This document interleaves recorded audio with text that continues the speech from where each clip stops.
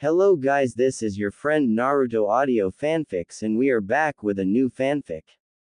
Which is what if Naruto and Temari got married and had a child? Part 1. And if you enjoy this fanfic then please press the like button and subscribe to my channel for more fanfic like this. And now let's start the fanfic. 18-year-old Uzumaki Naruto held a blood kunai in his hand while standing under the rain. It was drenched with the blood of 50 civilians of Konoha.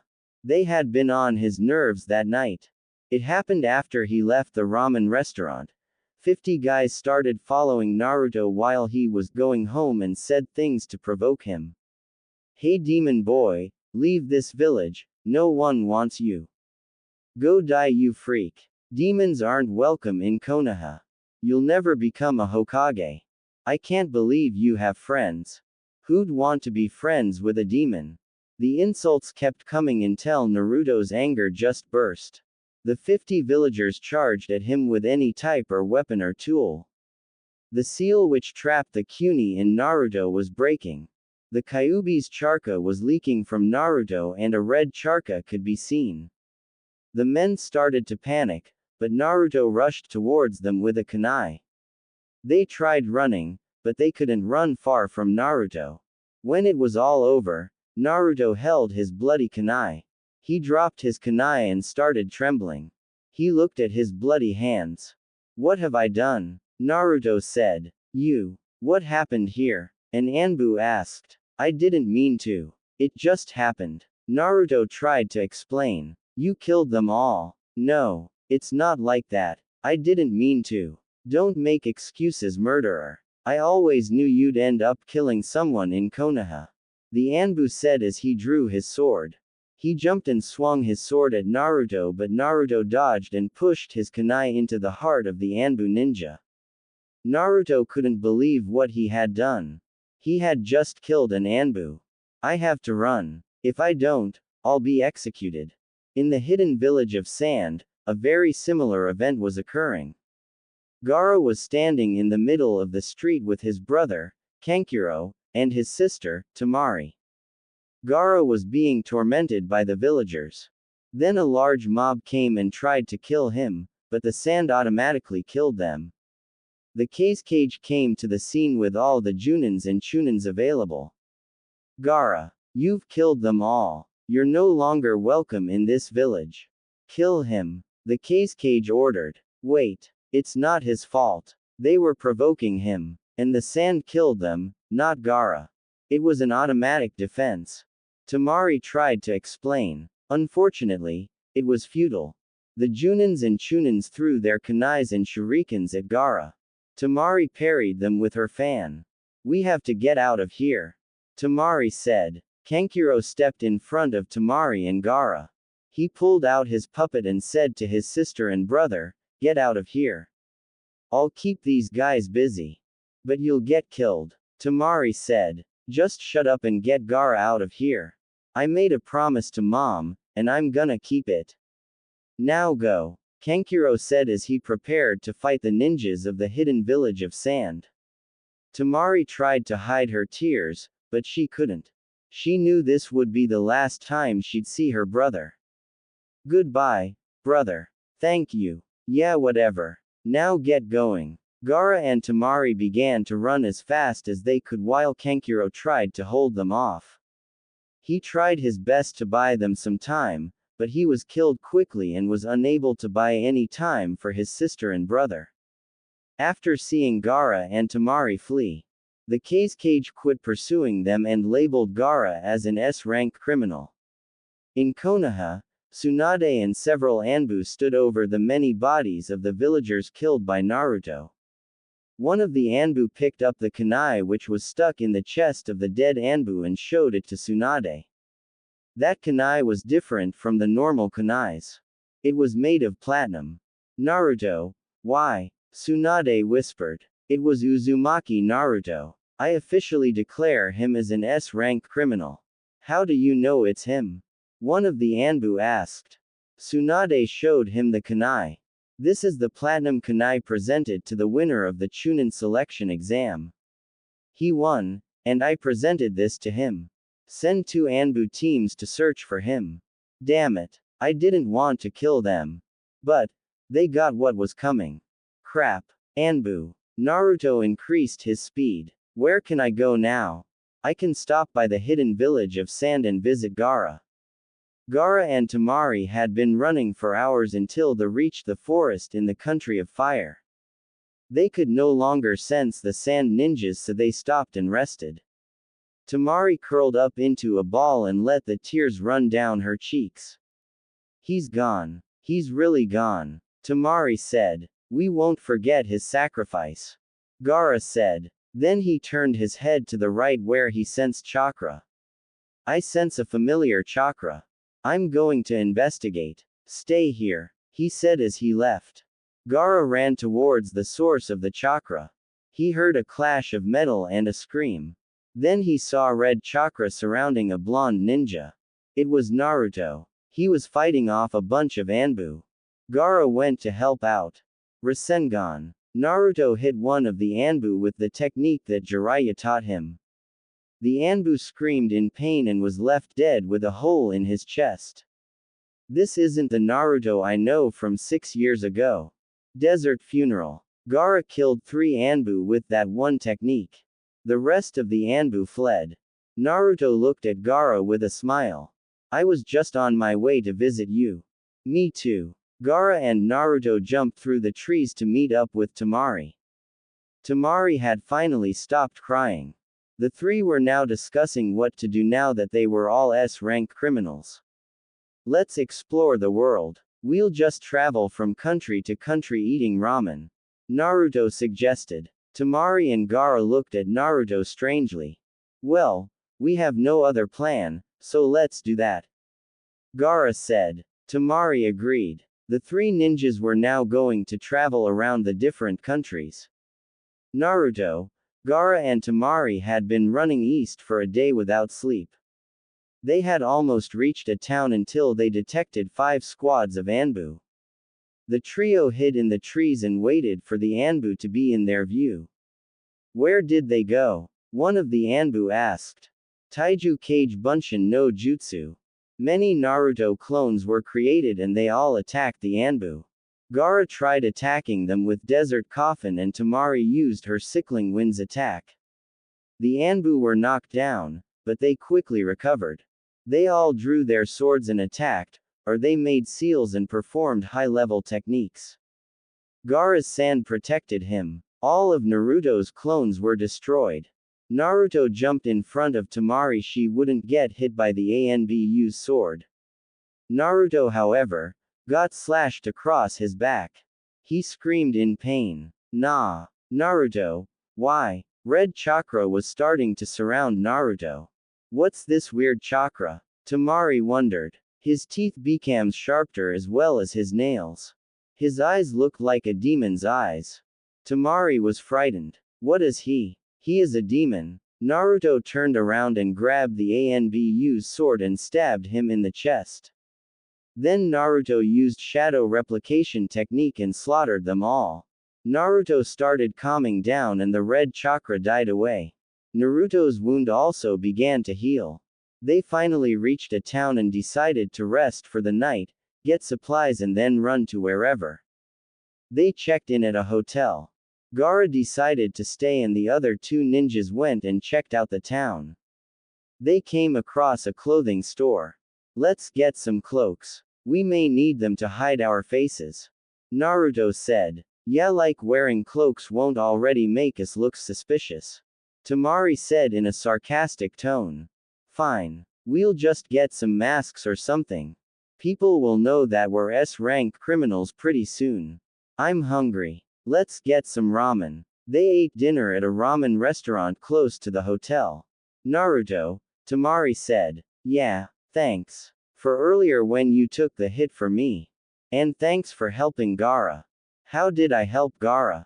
You told him you understood his pain. It really changed him. Well, in that case you're welcome. Naruto said with a smile. While smiling, Temari watched Naruto eat ramen thinking that he's a great guy. After dinner, the trio went back to the hotel. Let's get a lot of sleep. We're going to be running a lot. Naruto said. Save me. Run. Ah. Naruto was remembering the night when he killed those people. He could hear them screaming. It was so loud. He looked at his hands. They were so bloody. Then a black circle appeared under Naruto and he fell in. He landed on his feet and looked around. Everything was black. There was no source of light. Then he saw a pair of red demonic eyes. You did a good job killing those weak fools. Let's go kill some more. The Kyuubi suggested. No. Why not? You're a murderer. Just like me. Just like Gaara. No. Naruto's eyes opened as he woke up. He was sweating and his covers were on the floor. He had been tossing and turning all night long. He got up and went into the washroom to wash his face. After washing his face, he went out to the balcony to get some air. He thought about the events that took place, and his new future. He realized that he will never have a chance at becoming the next Hokage. It's hard to get over killing innocent people, said a voice from behind. Naruto turned to see Gaara enter the balcony. I've never been able to fully recover from killing innocent people. I kept hearing them scream. I can still smell their blood on my hands. It will drive you to the edge. If it weren't for you, Temari and Kankuro, I would have been lost. I would have just become some violent killer. Me. Yes. You understand by loneliness, my pain. Oh. Yeah, I remember that. The two ninjas talked until sunrise about their past, dreams, and other things. Naruto just wanted to talk about ramen. They waited until Temari woke up. They got home breakfast, and headed east to wherever. So where are we going? Temari asked. To the next country, I guess. Naruto said. After another day of running, they reached the next country, the country of Metal Zero. The country was known for its rich supply of metals. It was also the country where all the weapons were made. We should get some weapons that we might need. Metals are cheap here, Naruto said. I'm going to look in the jewelry shop. Temari said. How about we go buy weapons, sign in at a hotel, and then go to the jewelry shop? Okay. After buying some extra shurikens and kunais and signing in at a hotel, the trio went to the jewelry store so that Temari could have a chance to go window shopping. On the outskirts of the town of the village, two men, one with a bandaged sword, and another with red eyes were conversing. Itachi, what should we do? Kisame asked. We'll kill the other two and take Naruto. He might be dangerous now. He's already Anbu. I heard that the fifth was considering choosing him to be the sixth. It'll be 2 against 1 after we kill the sand ninjas. But Gaara of the desert is a strong ninja. He's got that gourd. Your blade can probably take down the sand barrier. I dipped my kunai in a poison. It'll keep Naruto unconscious until the antidote is injected. Itachi said as he showed Kisame his kunai. It was a normal kunai, but the tip was purple. The trio left the jewelry store with a smiling Temari. She had gotten a sparkling diamond ring on her right fourth finger, engagement finger on the right hand. They had some dinner and decided to call it a night. While they were in the hallway, as they took a turn, they saw 2 people they didn't want to see. Kisame and Itachi. Long time no see, Naruto. Itachi said. Naruto, Gaara, and Temari immediately got into their fighting stances, but the 2 Akatsuki members remained calm. Uchiha, Itachi. Naruto said scornfully. No way. Uchiha Itachi, as in the Anbu from Konoha who wiped out the Uchiha clan at age of 13. Temari asked. Naruto nodded. Come with us, Itachi said. And no one will have to die here. Can't I at least kill his 2 friends? Kisame asked. No, I don't want to attract any unwanted attention. Now, Naruto, will you come with us peacefully, or will one of your friends have to die? Gaara and Temari stepped in front of Naruto. Sand came out of Gaara's gourd while Temari pulled out her fan. You'll have to get through us first. Temari said. Kisame dropped his sword onto the front in front of the trio to try to intimidate them. Alright then. I hope this will be fun. Itachi, you take Naruto, I'll take the sand ninjas. Kisame said. Then he charged at the sand siblings with his sword and tried to hit Gaara, but Gaara's sand created a wall. Interesting. Temari quickly attacked with her fan, but Kisame dodged. Damn it. There's not enough room to use my attacks here. Give up now, Naruto. You cannot beat a Sharingan user. Itachi said. That's what Sasuke and I still kicked his. He is a weakling. Kage Bunshin no just you. The hallway was filled with clones of Naruto. Itachi let Kisame destroy the clones that charged at them with his sword. Eventually, almost of the clones were destroyed. Then Kisame saw two Narutos. One with his right hand out and the other moving his hands around the other Naruto's right hand. After making a ball of chakra, the Naruto clone disappeared in a puff of smoke and the real Naruto charged at Kisame with his Rasengan attack. Kisame managed to block it with his sword, but the sword was broken, and Kisame was hit in the upper chest by Naruto's Rasengan. Let's get out of here. Naruto said. The trio ran downstairs and ran away from the town, leaving Itachi and his wounded partner. Sorry for screwing up, Itachi. Kisame said. He could feel so much pain. There was a crater on his right chest. Don't worry, Kisame. I'll get Naruto. You've been a good partner. Goodbye, friend. Itachi said as he watched Kisame breathe his last breath.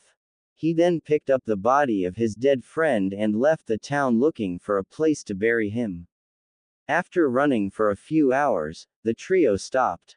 Who were those guys? Temari asked Naruto. Uchiha Itachi of Konoha, and Hoshigaki Kisame of Mist. They're S-rank criminals who are part of a dangerous organization called the Akatsuki. They've been after me for a couple years because I carry the Kyuubi, the fox demon that tried to destroy Konoha, and the reason I was hated in Konoha. Naruto explained. We won't let them take you. Gaara said. Thanks, guys. So this is why. He understands Gaara's sorrow. Temari said in her mind. After a moment of silence, Naruto pulled out a map. Okay. The next village is. No way. What is it? Temari asked. The next village makes the best ramen in the world. The trio ran to the village of ramen. They finally go to the village after a couple hours. Welcome to the village of ramen. A beautiful young woman wearing a blue kimono said. You must be new here. There's going to be a festival tonight, so please stay. It'll be fun. Okay. We'll stick around. Naruto said with a smile. A festival, huh? Sounds fun. Temari said. Gaara remained silent. The trio got some ramen, and then waited until night for the festival. Gaara decided to stay at the hotel and miss the festival, so Naruto went with Temari. Temari bought a kimono to wear for the festival, so Naruto waited while she got changed. Temari finally came out, but for Naruto, the wait was worth it. Temari was wearing a beautiful blue kimono which was very similar to the one the girl that greeted the trio was wearing. It also had a cherry blossom pattern. Her hair had been tied back into a ponytail. She also had a mini fan in her hands. Like what you see? Temari asked while doing a pose. Naruto's lower jaw fell to the floor. Temari giggled and said, I'll take that as a yes. Temari walked side by side with Naruto down the street and caught the eye of all the men around her. They went to festival and saw lots of people and bright lights. Everyone seemed to be having a good time. Naruto competed in the ramen eating competition and won. He also won a bunch of prizes for Temari at the games area. They went everywhere in the festival. After walking around for a long time, Temari and Naruto went to a bar and ordered a bottle of sake. This festival is so fun. Temari said. Yeah. Naruto agreed. They sat at the bar for almost an hour talking about various things while drinking their sake. So, Naruto said. How are you dealing with the loss of your brother? Temari remained silent, but tears fell onto the table. It's hard to keep my emotions bottled up inside. It's almost killing me. Well, it's not good to bottle up your emotions because, sooner or later, they'll burst and hurt those who care about you. So, if you need to cry, then cry. Naruto said as he moved closer to Temari. She decided to let her emotions out. She held onto Naruto and sobbed. Temari cried about everything, her life, the death of her parents, and her brother, Kankuro. After a while, Temari had finally finished crying. I've gotten your jacket all wet, she said after she pulled away. It's okay. Well, I'm gonna get dried up now. Be right back, Naruto said. Temari watched Naruto go into the washroom and decided to wait for him outside. Naruto thought about what Temari had said. How she had a loveless life. Her brothers and father didn't love her, and she had no friends. Naruto wondered if having a loveless family would be worse than having no family at all. After drying up, Naruto went outside to meet up with Temari. They went to get some more prizes and then went to the last event of the festival, which was a dance. Naruto didn't want to go, but Temari dragged him along. They were in the middle of the dance floor. Naruto tried to leave, but Temari wouldn't let go. Come on. It'll be fun, Temari said. No way. A slow song began to play and people started to slow dance. Temari grabbed Naruto's left hand and placed it on her hip. She put her right hand on his left shoulder, and they held hands with their other hands. Don't blame me if I step on your feet, Naruto said. I won't. When the song was almost over, two couples accidentally bumped into Temari and Naruto, which caused their lips to meet. Well, I finally started putting Temari and Naruto together. This is probably gonna be a short fic. Maybe 10,000 words at most. I'm sorry for the cliffhanger, but I did this to end the chap in an interesting way. I suggest you have me on author alert cause I might update the next day, like I did with chapter 2, or I might update in a month. Now review PLZ.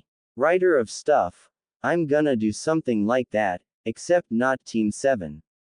Peter Kim, I said in the summary that Naruto will be asked to save Konoha. So he can choose to help or not. It took a couple seconds for Temari and Naruto to realize they were kissing. However, neither of them tried to stop.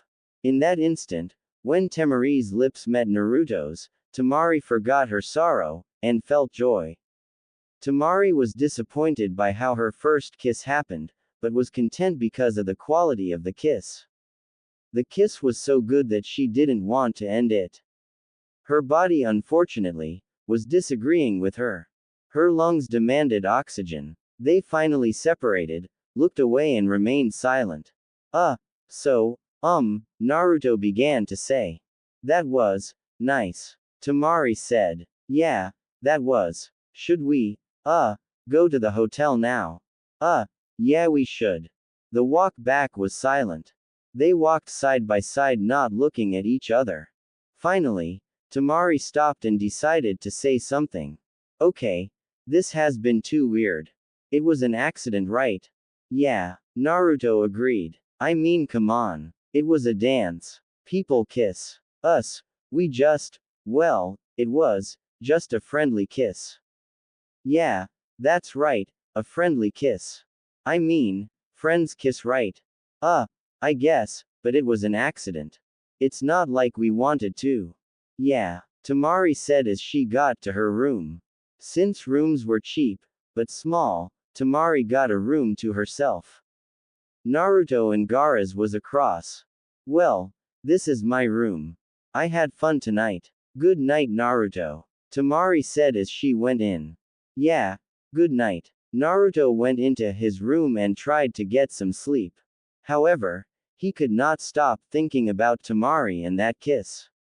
He tried to think about ramen instead, but Temari was on his mind. He got up and decided to go speak with Temari since it wasn't really late. Gaara wasn't in the room. Naruto thought that Gaara was outside going for a walk since he could not sleep. Naruto tried to get some sleep, but Temari and the kiss that they shared kept coming to mind. He got up, put his clothes on, and went for a walk. It was late. Everyone had gone home and people were cleaning up. The street's lights and the moon were the only source of light around. Naruto tried to figure out what the feelings he was feeling were. An image of Temari came to his mind and wouldn't leave. He went to a 24-hour ramen stand. He ordered a bowl of pork barbecue ramen and a bottle of sake. Naruto poured some sake for himself and quickly wolfed down the ramen. "Do you ever stop eating ramen?" asked a familiar voice from behind. "Ramen is my favorite food, Gaara. I love it more than I used to love Konoha," Naruto said as he took a sip of sake. Gaara took a seat next to him, took a cup and held it out. "Share the wealth, it's something my friend and I say when we want some of each other's food," Gaara said to Naruto. Naruto grabbed the large bottle of hot sake and poured some for Gaara. "Are you still having nightmares?" Gaara asked. "Yeah. Find a happy place. It'll calm you down. Hopefully, you'll stop having nightmares." "I see," Naruto said as he took another sip of sake. "So, where are we going tomorrow?" Gaara asked. "I don't know. We can go north to the country of thunder or south to the country of herbs. That country has some of the best healers," Naruto said. "Okay. We should discuss this with Temari tomorrow." "Agreed." Naruto stood up, stretched and yawned. "Well, I'm going to try to find a happy place and sleep. See you in the morning," Naruto said as he paid for the ramen and sake. On his way back to the hotel, Naruto tried to think of a happy place. He thought of ramen, but it didn't seem to relax him. Then, Temari came to mind again. He felt calm and safe. He felt like all the worries in the world were gone. All his fears and sorrowful memories were forgotten. Then he realized it. "Ah crap, I in love with Temari," Naruto said out loud. When he got to the hotel, he slowed down his pace and walked to his room, but he stopped when he reached his room. He stood there, thinking, and then he turned around and faced the other door, which was Temari's room. He raised his hand and knocked a couple times on the wooden door. Temari's pav. Temari was tossing and turning in her bed. She was having trouble getting to sleep because she was annoyed by the image of Naruto which appeared in her head and the memory of the kiss they shared. When she thought about that kiss, she felt safe and joyful. She felt all her fear and sorrowful memories go away. She lied down on her bed and looked up at the ceiling. Then she realized it. "Crap," Temari said. "I'm in love with Naruto," Temari said. Then she heard a knock on the door. She wondered who it was. She put on a robe and went to answer the door. Naruto was about to knock again, but Temari opened the door. Hi," Naruto said. Temari didn't say anything. Instead, she kissed Naruto. After pulling away, they took a breath, and kissed again. This time, Naruto pulled Temari closer to him. While kissing Temari, he went into her room and closed the door when he got in.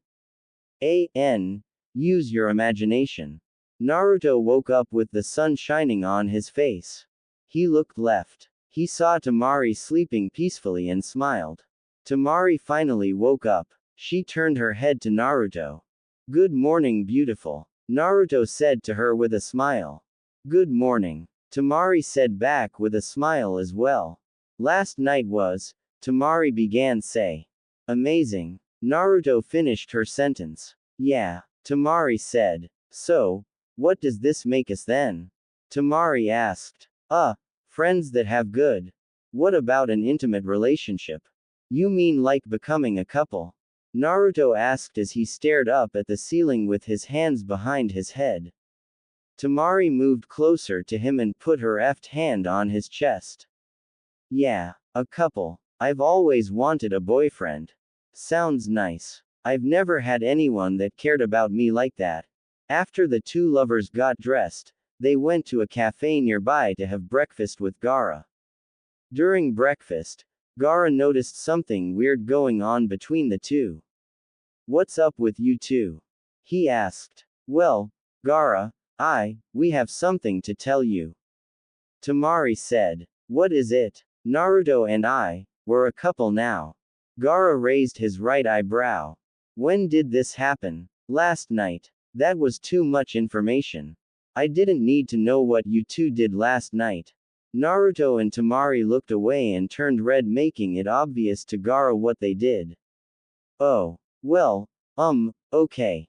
So, where should we go to next? We'll go east. It takes us further away from our countries. Naruto said. We have a problem. We're running low on money. Gara said. We should try to get a job. Naruto said. Who's going to hire a bunch of S-rank criminals like us? Temari asked. Good point. I have a friend in the country of Herb. Her name is Shizune. She might hire us for something. Naruto said. I guess we could go there. Temari said. The trio walked for 3 days and 3 nights. According to the map, they were only halfway there. Maybe we should have checked the distance to the country before we went. We missed out on some famous places. The East is famous for tourist attractions and other things like that. Temari said as she sat down drinking tea at a rest stop. Then let's stay at the next country. I think we could use a little relaxation time.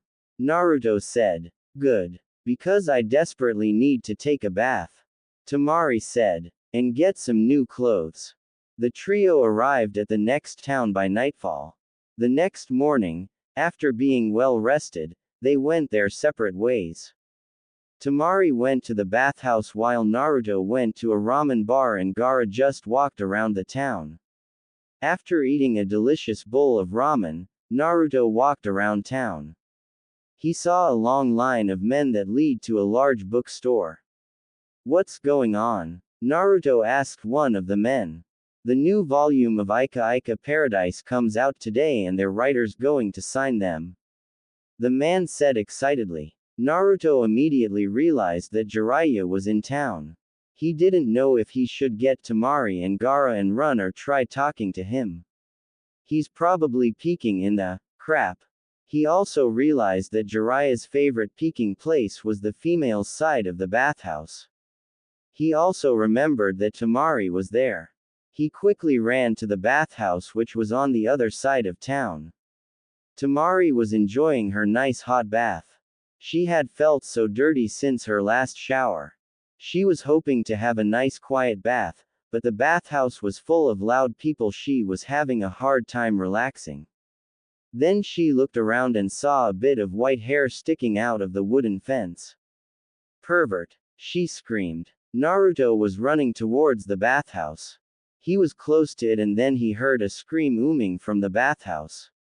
Damn that old pervert! Naruto said angrily in his mind as he continued running.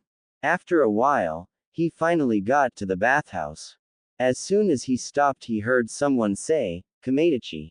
Then he saw someone get thrown into the air along with some wood from the fence. The person that was thrown into the air came crashing onto the ground. Naruto walked over, closer to the person that suffered an attack from Temari. The man had white hair and a large scroll. Erosenin. Naruto said loudly as he pointed his finger at him. Jiraiya lifted his head. Naruto, it's been a while. Still loud as ever I see. Then he passed out. Naruto turned his head to see an angry Temari breathing heavily with her fan out. He also saw 3 stars on her fan. Crap. She's pissed off. Naruto muttered to himself. Temari calmed down as soon as she saw Naruto. She quickly got changed and went over to him and the unconscious pervert. She gave him a kiss and asked who he was. They dragged him all the way back to the hotel they were staying at. They put him on one of the beds and splashed some water on him. Hot. Jiraiya screamed as he finally awoke. What did you do that for, Naruto? I'm not Naruto. You perverted old bastard. Temari said angrily, grabbing her fan. Wait. Jiraiya said with fear in his eyes. Temari let her fan go and calmed down. So, who exactly are you? Temari asked. What? You've never heard of me. I'm Jiraiya. He quickly pulled out his latest issue of his book. Author of the Ika Ika Paradise novels. He said proudly. Temari was greatly angered by his pervertedness and smacked him multiple times on the head with her fan. Then she heard the door close and saw Naruto come in. Lemme guess, he hit on you, right? Naruto said. No, he just told me how perverted he is. I shouldn't have let you alone with him. Oi, Naruto. Jiraiya had a serious look on his face. What? Let's so peeking. I found a great place other than the bathhouse. Immediately, Temari and Naruto both began to kick his. They stopped after leaving many bruises and bumps on him. Damn Erosenin. Then Jiraiya got serious again. Naruto, he said in a very serious tone. I've heard something about you. It regards an incident in Konoha. The same goes with you and your brother. Well then, are you going to kill us? No, I'm too old now. I can't beat you. However, I do believe that you didn't kill those people on purpose. You've never hated the villagers to do something that bloody. Lately, Naruto paused. My seal has been unstable. I've been losing control sometimes when I fight. Maybe I can help. Lift up with shirt and show me your seal. Naruto did as he was told. Jiraiya observed the seal carefully. Then he saw a crack on the seal. Have you been in a battle with Orochimaru recently? Jiraiya asked. Yeah, it seems that this is his doing. Only the third and the Sanins could do something like this. Jiraiya made some seals and put his hand over Naruto's seal and took his hand off the seal after a minute. There. I'm done. Thanks, old man. You should rest a bit. Right now, your chakra is resealing the seal. So stay in bed for another day. Jiraiya said as he stood up ready to leave. Well, I've got to go sign some books. I guess I'll see you around sometime, Naruto. And he left. Temari followed. Jiraiya, thank you for helping Naruto. Temari said. No problem. He's been a good apprentice of mine. You should consider yourself lucky. You can't find guys like him easily. How did you? I saw that look in your eyes. I saw how much you love him. Do me a favor and take care of the kid. He's had a lonely life. Yes. One more thing. Jiraiya took out his book and a pen, signed it and tossed it to Temari. It's a gift for Naruto. Give it to him, will ya? Temari got mad again and threw the book at Jiraiya. You damn pervert. Konoha. Tsunade was signing a bunch of papers that she didn't bother reading as usual. Then she heard a knock. Come in, she said. An Anbu entered the room. You called for me, Tsunade-sama. Yes, I did. You can take your mask off, Sasuke. Since Neji is on another mission, I need you to do this mission alone. I want you to find Uzumaki Naruto. And tears started to fall from Tsunade's eyes. Are you okay, Tsunade-sama? Sasuke asked with his mask off. I never wanted this to happen, but the feudal lords demanded this. Your mission is to kill the missing nin, Uzumaki Naruto. Sasuke went east to try to find Naruto and kill him. He heard about a village of ramen and went there to investigate. He asked some of the villagers about Naruto.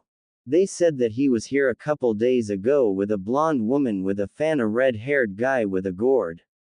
I'm close. After her little chat with Jiraiya, Temari returned to the room to see how Naruto was doing, even though she was only away for a minute. She sat next to Naruto, who was lying down on the bed. How you feeling? She asked. Kinda tired. Well, Your chakra is getting sucked out, so you should feel tired. Just rest. We'll go after your seal is sealed. Temari said as she stood up and began to walk away. Naruto quickly grabbed her hand. Please, don't leave me here alone. Tears started to form in Temari's eyes. She sat back down next to him and hugged him. I'll never leave you. I promise. Gaara had been walking around town for a while.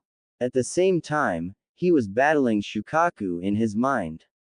Kill them. Tear out their insides. Create a river of blood. Shukaku instructed. No. Gaara tried his best to resist. Shukaku tried to weaken Gaara by giving him a headache. Ah, thank you. A man said to Jiraiya, who just signed his copy of the latest volume of Ika Ika Paradise. Nay. Jiraiya felt a disturbing chakra close by. What is that weird chakra? He wondered. He then stood up. I'm sorry everyone, but there's something I must do right now. Please come back in an hour or so. All the fans were disappointed as they began to leave the bookstore. Jiraiya stood outside the store trying to sense the chakra. Once he detected it, he went towards that direction. Temari had been sleeping next to Naruto. You might have gotten the wrong idea if I said sleeping with Naruto, until she and Naruto were awakened by the presence of a demonic chakra. Temari sat up with fear in her eyes and started to tremble. Gaara, she said quietly and fearfully. What about Gaara? Is this chakra his? No, it's Shukaku's. He's transforming. Naruto tried to move but couldn't. You stay here, Temari said as she grabbed her fan and ran out the door to Gaara's location. Temari ran in the direction of where the chakra came from. But while she was running, she felt that chakra disappear. When she finally found Gaara unconscious, and she also saw Jiraiya next him, helping him up. Gaara, Temari called out, running towards him. He had a demon in him. I've sealed it now, Jiraiya informed her. Thanks again, Jiraiya. Jiraiya returned to the bookstore to sign more books and Temari took Gaara back to the hotel. She put Gaara on the other bed. What happened to him? Naruto asked. Jiraiya sealed Shukaku. Now, Gaara won't be bothered by him anymore. He can also sleep now, Temari said with smile. They rested for the rest of the day and next day, the trio began to travel once more. They had all become slightly happier since their meeting with Jiraiya. Naruto's seal was fixed, Shukaku was sealed, and Temari no longer had to fear that Gaara might lose control in her and others. Gaara finally got to sleep.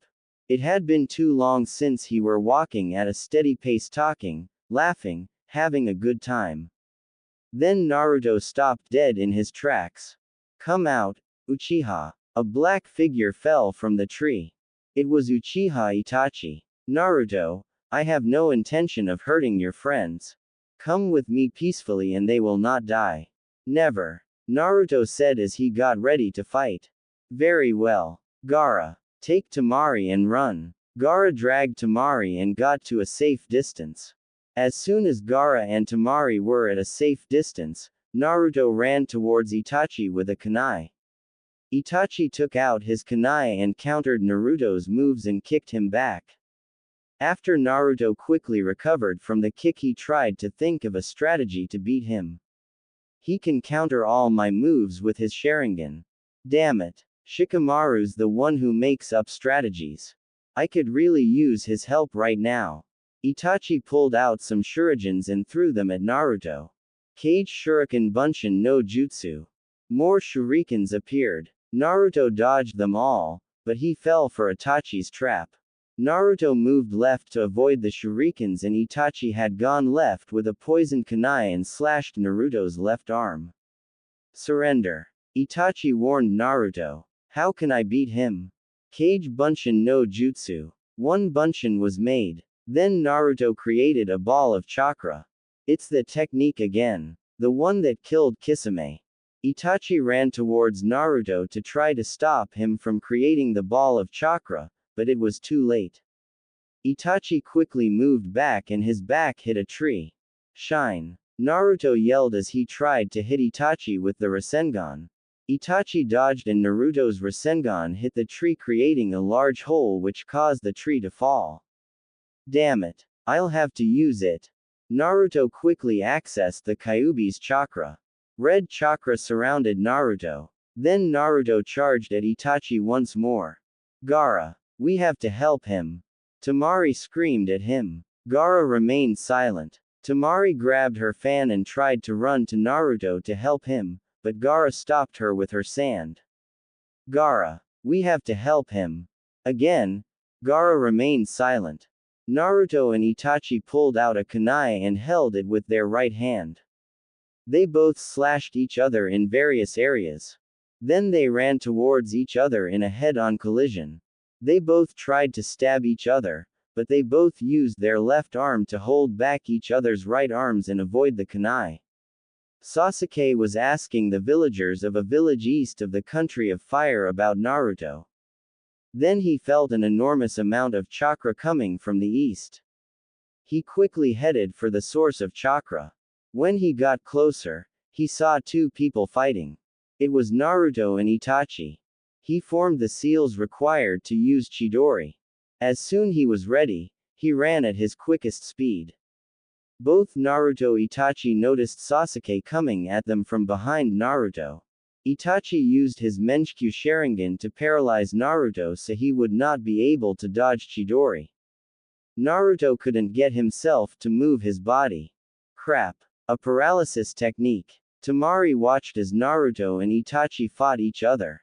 Then she saw Sasuke run towards Naruto and Itachi with Chidori. She remembered that move well. It was the only move that was ever able to hurt Gaara. Naruto, run! Hurry! She screamed, trying to warn him. At the last moment, Itachi moved right, but he couldn't move. He saw sand covering his feet. Sasuke raised his arm and thrusted his arm into Naruto and went through his right lung and hit Itachi as well. However, Itachi was able to move and little and managed to avoid a hit to his heart. Instead, the attack hit his collarbone and punctured his left lung in the process. I'm taking Bio 12 right now and my teacher's a bio geek, but she told us a lot of neat stuff. Sasuke pulled his bloody arm out. As soon as Sasuke pulled his arm out, Naruto collapsed. There was a hole on his chest the size of Sasuke's arm, which was from the Chidori attack that went through him and hurt Itachi. Uchiha, Itachi, you're going to die here today. Sasuke said in a hateful tone as he began to activate his curse seal level 2. Sasuke and Itachi continued to stare at each other until Sasuke made the first move. He jumped back and threw some shurikens at Itachi, which he dodged easily. While Sasuke and Itachi were fighting, Gaara took the opportunity to escape. He used his sand to drag Naruto back. When Gaara's sand brought Naruto to him and Temari, Gaara covered the wound with his sand and carried him as he and Temari ran for the next village, leaving Sasuke and Itachi to fight each other. Temari and Gaara were running as fast as they could to get away from the Uchiha brothers and to the next town, which was famous for its healers. Shouldn't the demon's powers be healing him? Temari asked. Itachi must have poisoned him during the fight. We have to hurry. Naruto said he had a friend named Shizune in the next town. Let's look for her. Itachi and Sasuke stood a couple meters apart. You're going to die today, Itachi. Sasuke said scornfully. You're still weak. You are an Uchiha. You shouldn't be so weak. You've been depending on that disgusting curse seal given by that snake bastard. Shut up and die, Sasuke said as he charged at Itachi with another Chidori. Itachi waited for Sasuke to get closer. When Sasuke tried to hit him with Chidori, Itachi grabbed his arm, twisted it, breaking some bones in the process, and hit Sasuke in the heart with his own attack. When Itachi let go Sasuke's arm, Sasuke's body fell to the ground and the curse seal was deactivated. Then, Itachi fell to his knees, then to the ground. He looked up at the sky. I shouldn't have underestimated them, he said with his last breath. Gaara and Temari had finally entered the village with Naruto. They searched for a large crowd of people so they can ask about Naruto's friend, Shizune. They found a large crowd at the marketplace and began to ask if they knew someone named Shizune. Then they heard someone say Naruto's name from behind. The two Sand siblings turned around and saw a woman with groceries coming towards them. What happened to Naruto? She asked the two Sand ninjas. Are you Shizune? Temari asked. Yes. Please, tell me what happened to Naruto. He was injured during his fight with Uchiha Itachi. He was also poisoned. The poison prevents the Kyuubi's powers from healing Naruto. Gaara explained. We'll have to hurry. Follow me, Shizune said as she ran home followed by Gaara, Temari and an unconscious Naruto. On the way, Shizune asked about Naruto's injuries. When they reached Shizune's home, she dropped her groceries on the kitchen counter and told Gaara to put Naruto down on the dining table. Gaara did as he was instructed. She quickly examined Naruto's wounds and began to heal him. Then she noticed that his wounds weren't healing. Naruto's got an anti-regeneration poison in his blood. He'll need an antidote, Shizune said. Then she went into a storage room full of a variety of liquids. What is this room? Temari asked as she looks at all the different liquids in awe. This is my husband's storage room. He keeps all his antidotes here. He's a teacher at the medical academy. He specializes in poisons and antidotes. Ah, here it is, Shizune said as she grabbed a small jar of a blue, transparent liquid. After grabbing the antidote, they left and went back to Naruto. Shizune injected it into his bloodstream, and began to heal him. After half an hour of healing, Shizune stopped. She looked exhausted. She had used up a lot of her chakra to heal Naruto. After a couple minutes, Naruto finally woke up. Shizune, Temari and Gaara crowded around him. What happened? He asked. You had a hole the size of someone's arm in your chest. You're lucky to be alive, Shizune said. Hey Shizune-san. Thanks for healing me. No problem. You should rest. I'll make some ramen for dinner. Thanks, Naruto said. Gaara and Temari helped Naruto get to a guest room upstairs. They helped Naruto get into bed and left him to rest. Shizune went to make dinner and Temari went to help. Gaara went to explore the town.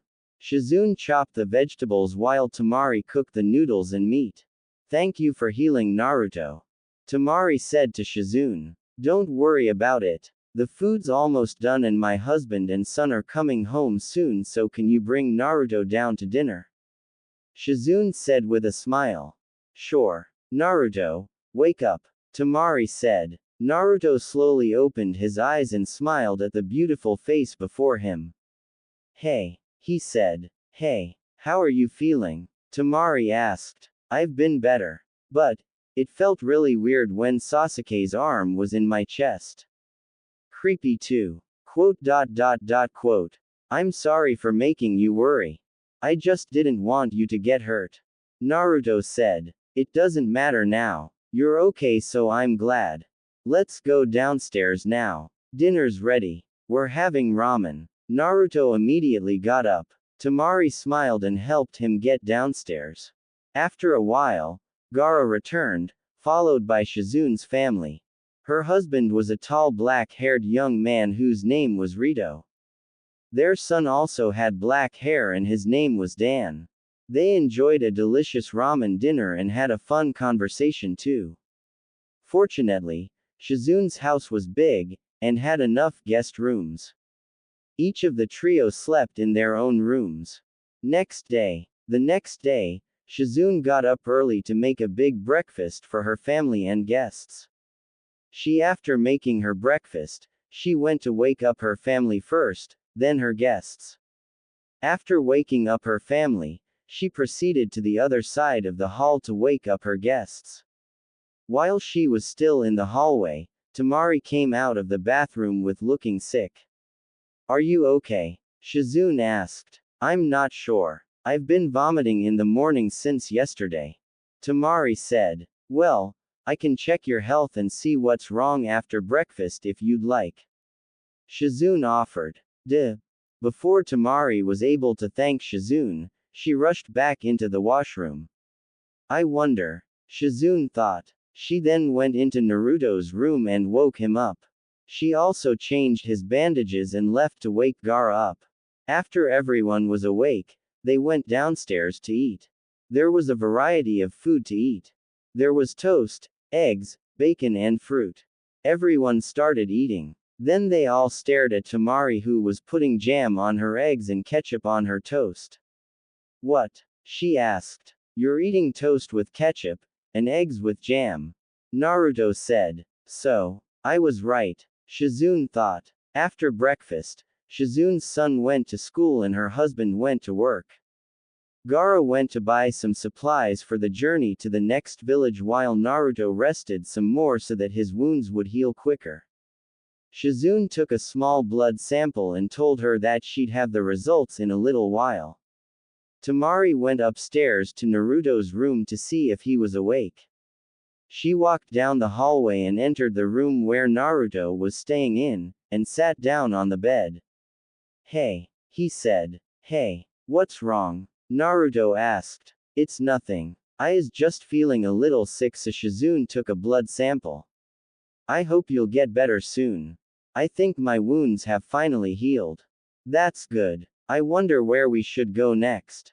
Naruto sat up and gave her a kiss. What was that for? Temari asked. Just felt like it. Then Temari kissed Naruto and he kissed her back until Shizune came into the room. I'm sorry for interrupting. Shizune said. Hey. Temari and Naruto said awkwardly. Well, Temari, I have the results of the, you're pregnant. Pregnant? Said in shocked Naruto and Temari. Yes. You two are going to be parents. Shizune said, trying to give them the good or bad news. She decided to leave the two alone, so she left and went downstairs to take care of anything she needed to take care of. Pregnant. We're gonna be parents. Temari said to herself. She wasn't sure if she should have been happy or not.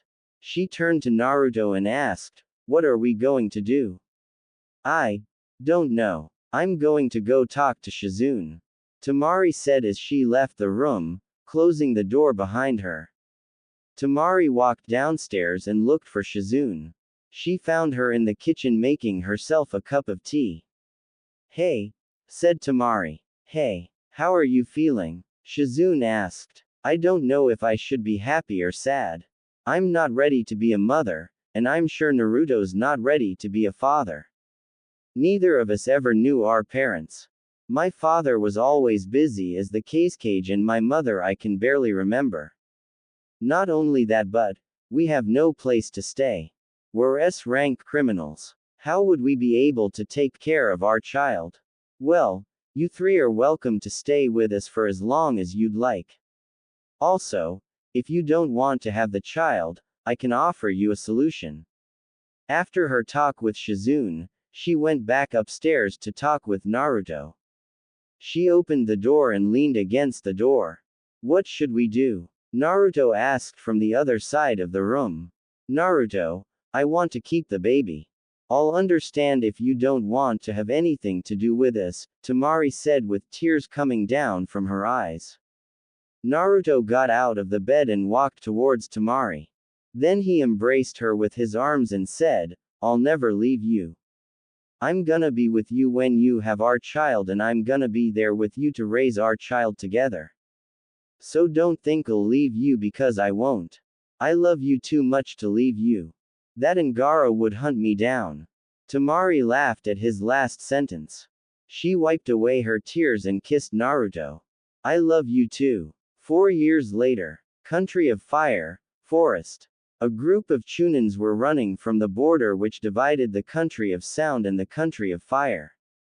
We've got to hurry. We have to tell Tsunade-sama, said one of the Chunins. They were being pursued by 8 Junins. After a while, one of the Chunins stopped and turned around. Hanabi. What are you doing? Said the leading Chunin. Report back to Hokage-sama. I'll take care of them. Said the Chunin as she formed some seals and activated her Byakugan. The other three Chunins stayed and decided to help. We're not letting you die here. Said one of the Chunins. Don't underestimate the power of the Hyuga clan. Said Hanabi. The Sound Chunins were about to attack, but they couldn't move. Hanabi, you may be better than your sister, but you're never going to be as strong as Neji. I never asked for your help, Shikamaru-sensei. Hanabi said. Shikamaru, who was wearing a Junin vest, appeared from behind the tree. Hey Kiba, take care of these guys will ya? Shikamaru said. Then two gray whirlwinds appeared from below and hit the Junins. What are you two doing here? The leading Chunin asked. We're here to make sure you brats don't get killed. You guys have just recently become Chunins, you know. Kiba said to them with Akamaru besides him. Akamaru had grown from a cute white puppy into a fearsome red dog. Shikamaru, Kiba and Akamaru escorted the four Chunins back to Konoha. The 6 ninjas and 1 dog made their way up to the Hokage Tower to report back to Tsunade. They entered her office and the Chunins gave their report. Hokage-sama, we have bad news. The Sound Ninjas are being organized into parties for something big. It seems that Orochimaru is finally making his move. Since the hidden village of Sand is currently at war with the hidden village of Mist, we cannot expect to have their help. The Chunins reported. Tsunade thought about the situation the village was in. Shikamaru, what do you think of this? Tsunade acted. We don't know how many ninjas there are. We're probably going to need Jiraiya. If Naruto were here, Shikamaru immediately stopped talking as soon as he realized he said Naruto's name. Mentioning Naruto always made Tsunade sad and cry sometimes. Sorry Hokage-sama, Shikamaru said. It's okay. It's about time I stopped being I got over it. You're all dismissed. Later that day, Kakashi entered Tsunade's office. Yo, you're late, yelled an angry Tsunade. Sorry. I was. Shut up Kakashi. No one believes your excuses. Anyways, I want you and 3 Junins to track down Jiraiya and bring him back to Konoha. The next day, Hyuga Neji and 1 Junin, and 2 Chunin stood in a line in front of Tsunade. I've called you here because I want you to investigate something. The country of Wave has been one of our clients. However, it's been a couple years since they came and hired ninjas for anything. I want you to investigate. If you find a large number of sound nin, return here immediately. Neji will be leading this mission. After receiving their mission, Neji, the 2 Chunins and 1 Junin left Konoha to go to the country of Wave to investigate. Country of Wave. 18-year-old Inari cast his fishing net into the river under the bridge built by his grandfather, and named after Naruto, hoping to catch some fish. He managed to catch a lot of fish to sell at the market with his mother. He dumped the fish into a barrel and carried it home. He took a look at the bridge, remembering all the memories of it, and walked back to the village. On the other side, behind the bushes, a group of Konoha ninjas were hiding. 3 of them wore Junin vests and 2 of them wore Chunin vests. One of the Junins did some seals. Byakugan, he said. What can you see? Asked one of the Junins. Not much, said Neji. My Byakugan is limited to a 50-meter radius thanks to the damn seal. I just see a bunch of people and that guy with the fish. No hostiles yet. We'll need to get closer. Neji said. Then he and the other ninjas disappeared instantly. Neji and the ninjas got closer to the village. Nothing suspicious so far. We should go talk with the village leader. To make sure everything is okay. The ninjas casually walked into town. They passed by the market and still couldn't see anything suspicious. Then they arrived in the residential area where the village leader was. Strange. Neji said. What is it? Asked the Junin on his right. This is the residential area and there are no children playing. Something must be wrong. Neji said seriously. Maybe that's cause this is the alley. A Chunin pointed out. Neji's sweat dropped. I need a lil humor in my FIC. I like comedy. It's something Neji wouldn't do, but I thought that it'd be funny. I feel like Naruto right now. Neji said to himself in his mind. They group of ninjas walked past the alleyway and into the street. There was no sign of life anywhere. Then they heard a sound from their right. They saw a little blonde boy come out of a house a couple meters away. I'm going to Soda's mom. I'll be back in a bit. The boy said as he stood in the middle of the street. A woman also appeared out of the house with a coat saying, "Don't stay too long. Your father will be home any minute." Then both the woman and the child turned and saw the ninjas of Konoha.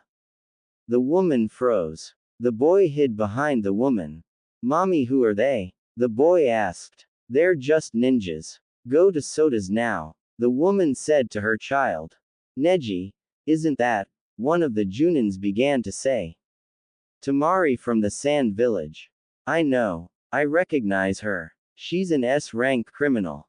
We'll have to take care of this matter," said the other Junin. The boy went off and woman stood alone in the street with 5 ninjas. "Can I help you?" the woman asked. One of the Junins threw some shurikens at her and she easily dodged them. "It's definitely her. But I wonder where her fan is." Then 2 Junins charged at her before Neji could stop them. Without warning, the 2 Junins that were charging at the woman were thrown back. In front of the woman stood a man with blonde hair wearing an orange jumpsuit. "If you try to harm my wife in any way, I will kill you all slowly and painfully," the man threatened. The 2 Junins who were struck down were shaking in fear. Neji took a look at the man and realized who it was. He smiled. "It's been a while, Uzumaki Naruto." The man looked at the only Junin left standing. "Yeah, it has been a while, Neji. Why are you here?" "It's Uzumaki Naruto," the other Junins said with fear in their eyes. "Calm down," Neji commanded. "Naruto, can we talk about this someplace else?" "Follow me," Naruto said as he and his wife, Temari, went inside. Neji ordered the ninjas to wait outside and then went inside. Temari went to make some tea. Neji followed Naruto into the living room and took a seat across from him. "So Neji, what are you doing here in a country like this? With 2 Junins and 2 Chunins?" Naruto asked. "Tsunade-sama sent us to investigate. The country of Wave hasn't hired ninjas for 4 years. She suspected that it might have something to do with sound and sent us. So the war's finally happening." Neji nodded. Temari came back with 3 cups of tea. She placed them on the coffee table and then took a seat next to Naruto. Neji picked up the hot cup of tea, took a sip and put the cup back down. "So, you 2 are married now? And I assume that the kid is yours too?" "Yeah. A lot happened in 4 years. Indeed. There are some things I want to make sure of." "Like what?" "Did you kill those civilians? And Sasuke too?" "I killed the civilians, but my seal was unstable at the time because of my fight with Orochimaru. As for Sasuke, no, I didn't kill him. He almost killed me, but I didn't kill him. Since you think he's dead, I assume Itachi killed him. This makes some sense now. I knew you wouldn't kill those civilians no matter what. It seems I was half right. Sasuke's disappearance also makes sense now. I thought you might have killed him, but I was wrong. So, what are you going to do now? Tell Tsunade that I'm here. I don't know if I'll say anything about you. I'll understand if you tell her. But, I will kill anyone who tries to hurt my family or friends, even you and the others." "Alright then. I'm off. Maybe I'll see you again," Neji said as he left. As soon as Neji came out of Naruto's house, one of the Junins asked what they talked about. Neji said it was private and they returned to Konoha. When they got back, they reported to Tsunade. How was your mission? Tsunade asked. There are no sound ninjas there. The village simply didn't need our help with anything. Neji reported. Anything else? No. Very W. Hokage-sama. One of the Junins became to say. Reiko. Neji said with murderous look. What is it? Tsunade asked. Be quiet. Neji. What are you hiding? I need to speak to Tsunade-sama alone. Leave, and don't say anything to anyone. Neji said. He waited for the Junins and Chunins to leave before he spoke.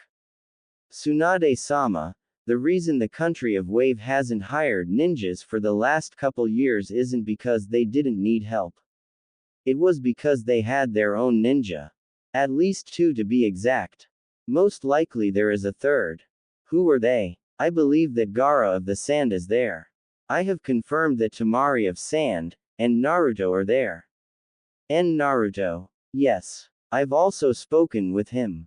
It seems that he is not the one responsible for killing Sasuke. It was Itachi. Also, when he killed those people, his seal was unstable. That makes some sense now. I want you to go back and invite him here. I don't know if he would come. He wouldn't just leave his family to come back to the village that hated him. Family. Yes. He's married to Temari and they have a son. That's unexpected. Invite them too then. I'll give them a pass to come to the village.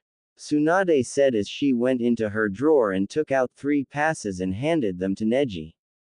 Tsunade-sama, are you going to ask Naruto to join us in the war? Yes. I just hope he's willing to help. Highly unlikely, but it's still worth asking.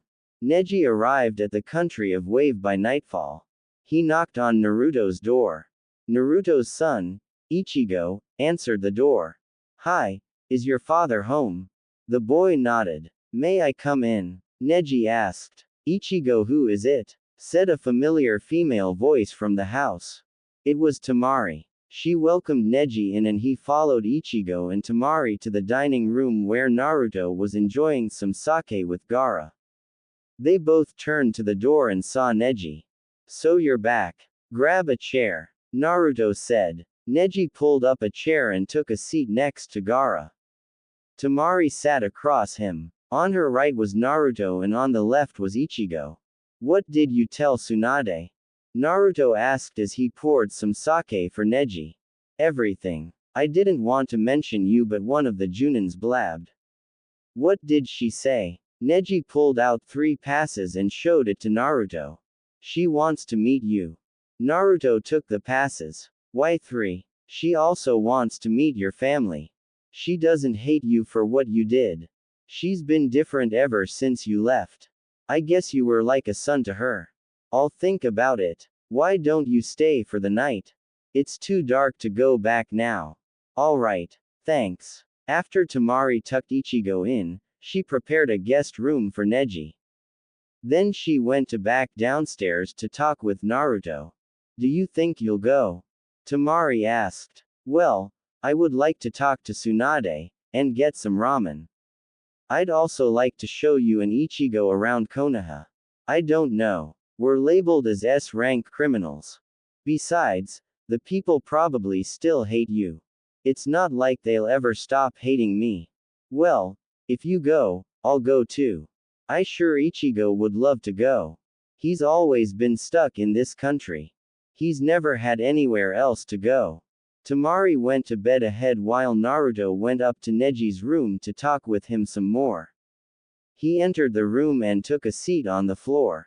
How's the team? Naruto asked. When Sasuke had left with the Sound 4, Naruto, Neji, Shikamaru, Choji, and Kiba were chosen to retrieve him. The mission was their first success as a new team they get Sasuke back in this FIC. We went our separate ways after you left. Hiyashi-sama trained me for a bit. Then I started going on missions again. Kiba and Shikamaru became Junins quickly, had some students but they already made Chunin. Choji goes on a rank missions unless he's training. I miss them. We made a great team, didn't we? Yes, we did. We may not have been called the Gonin 5.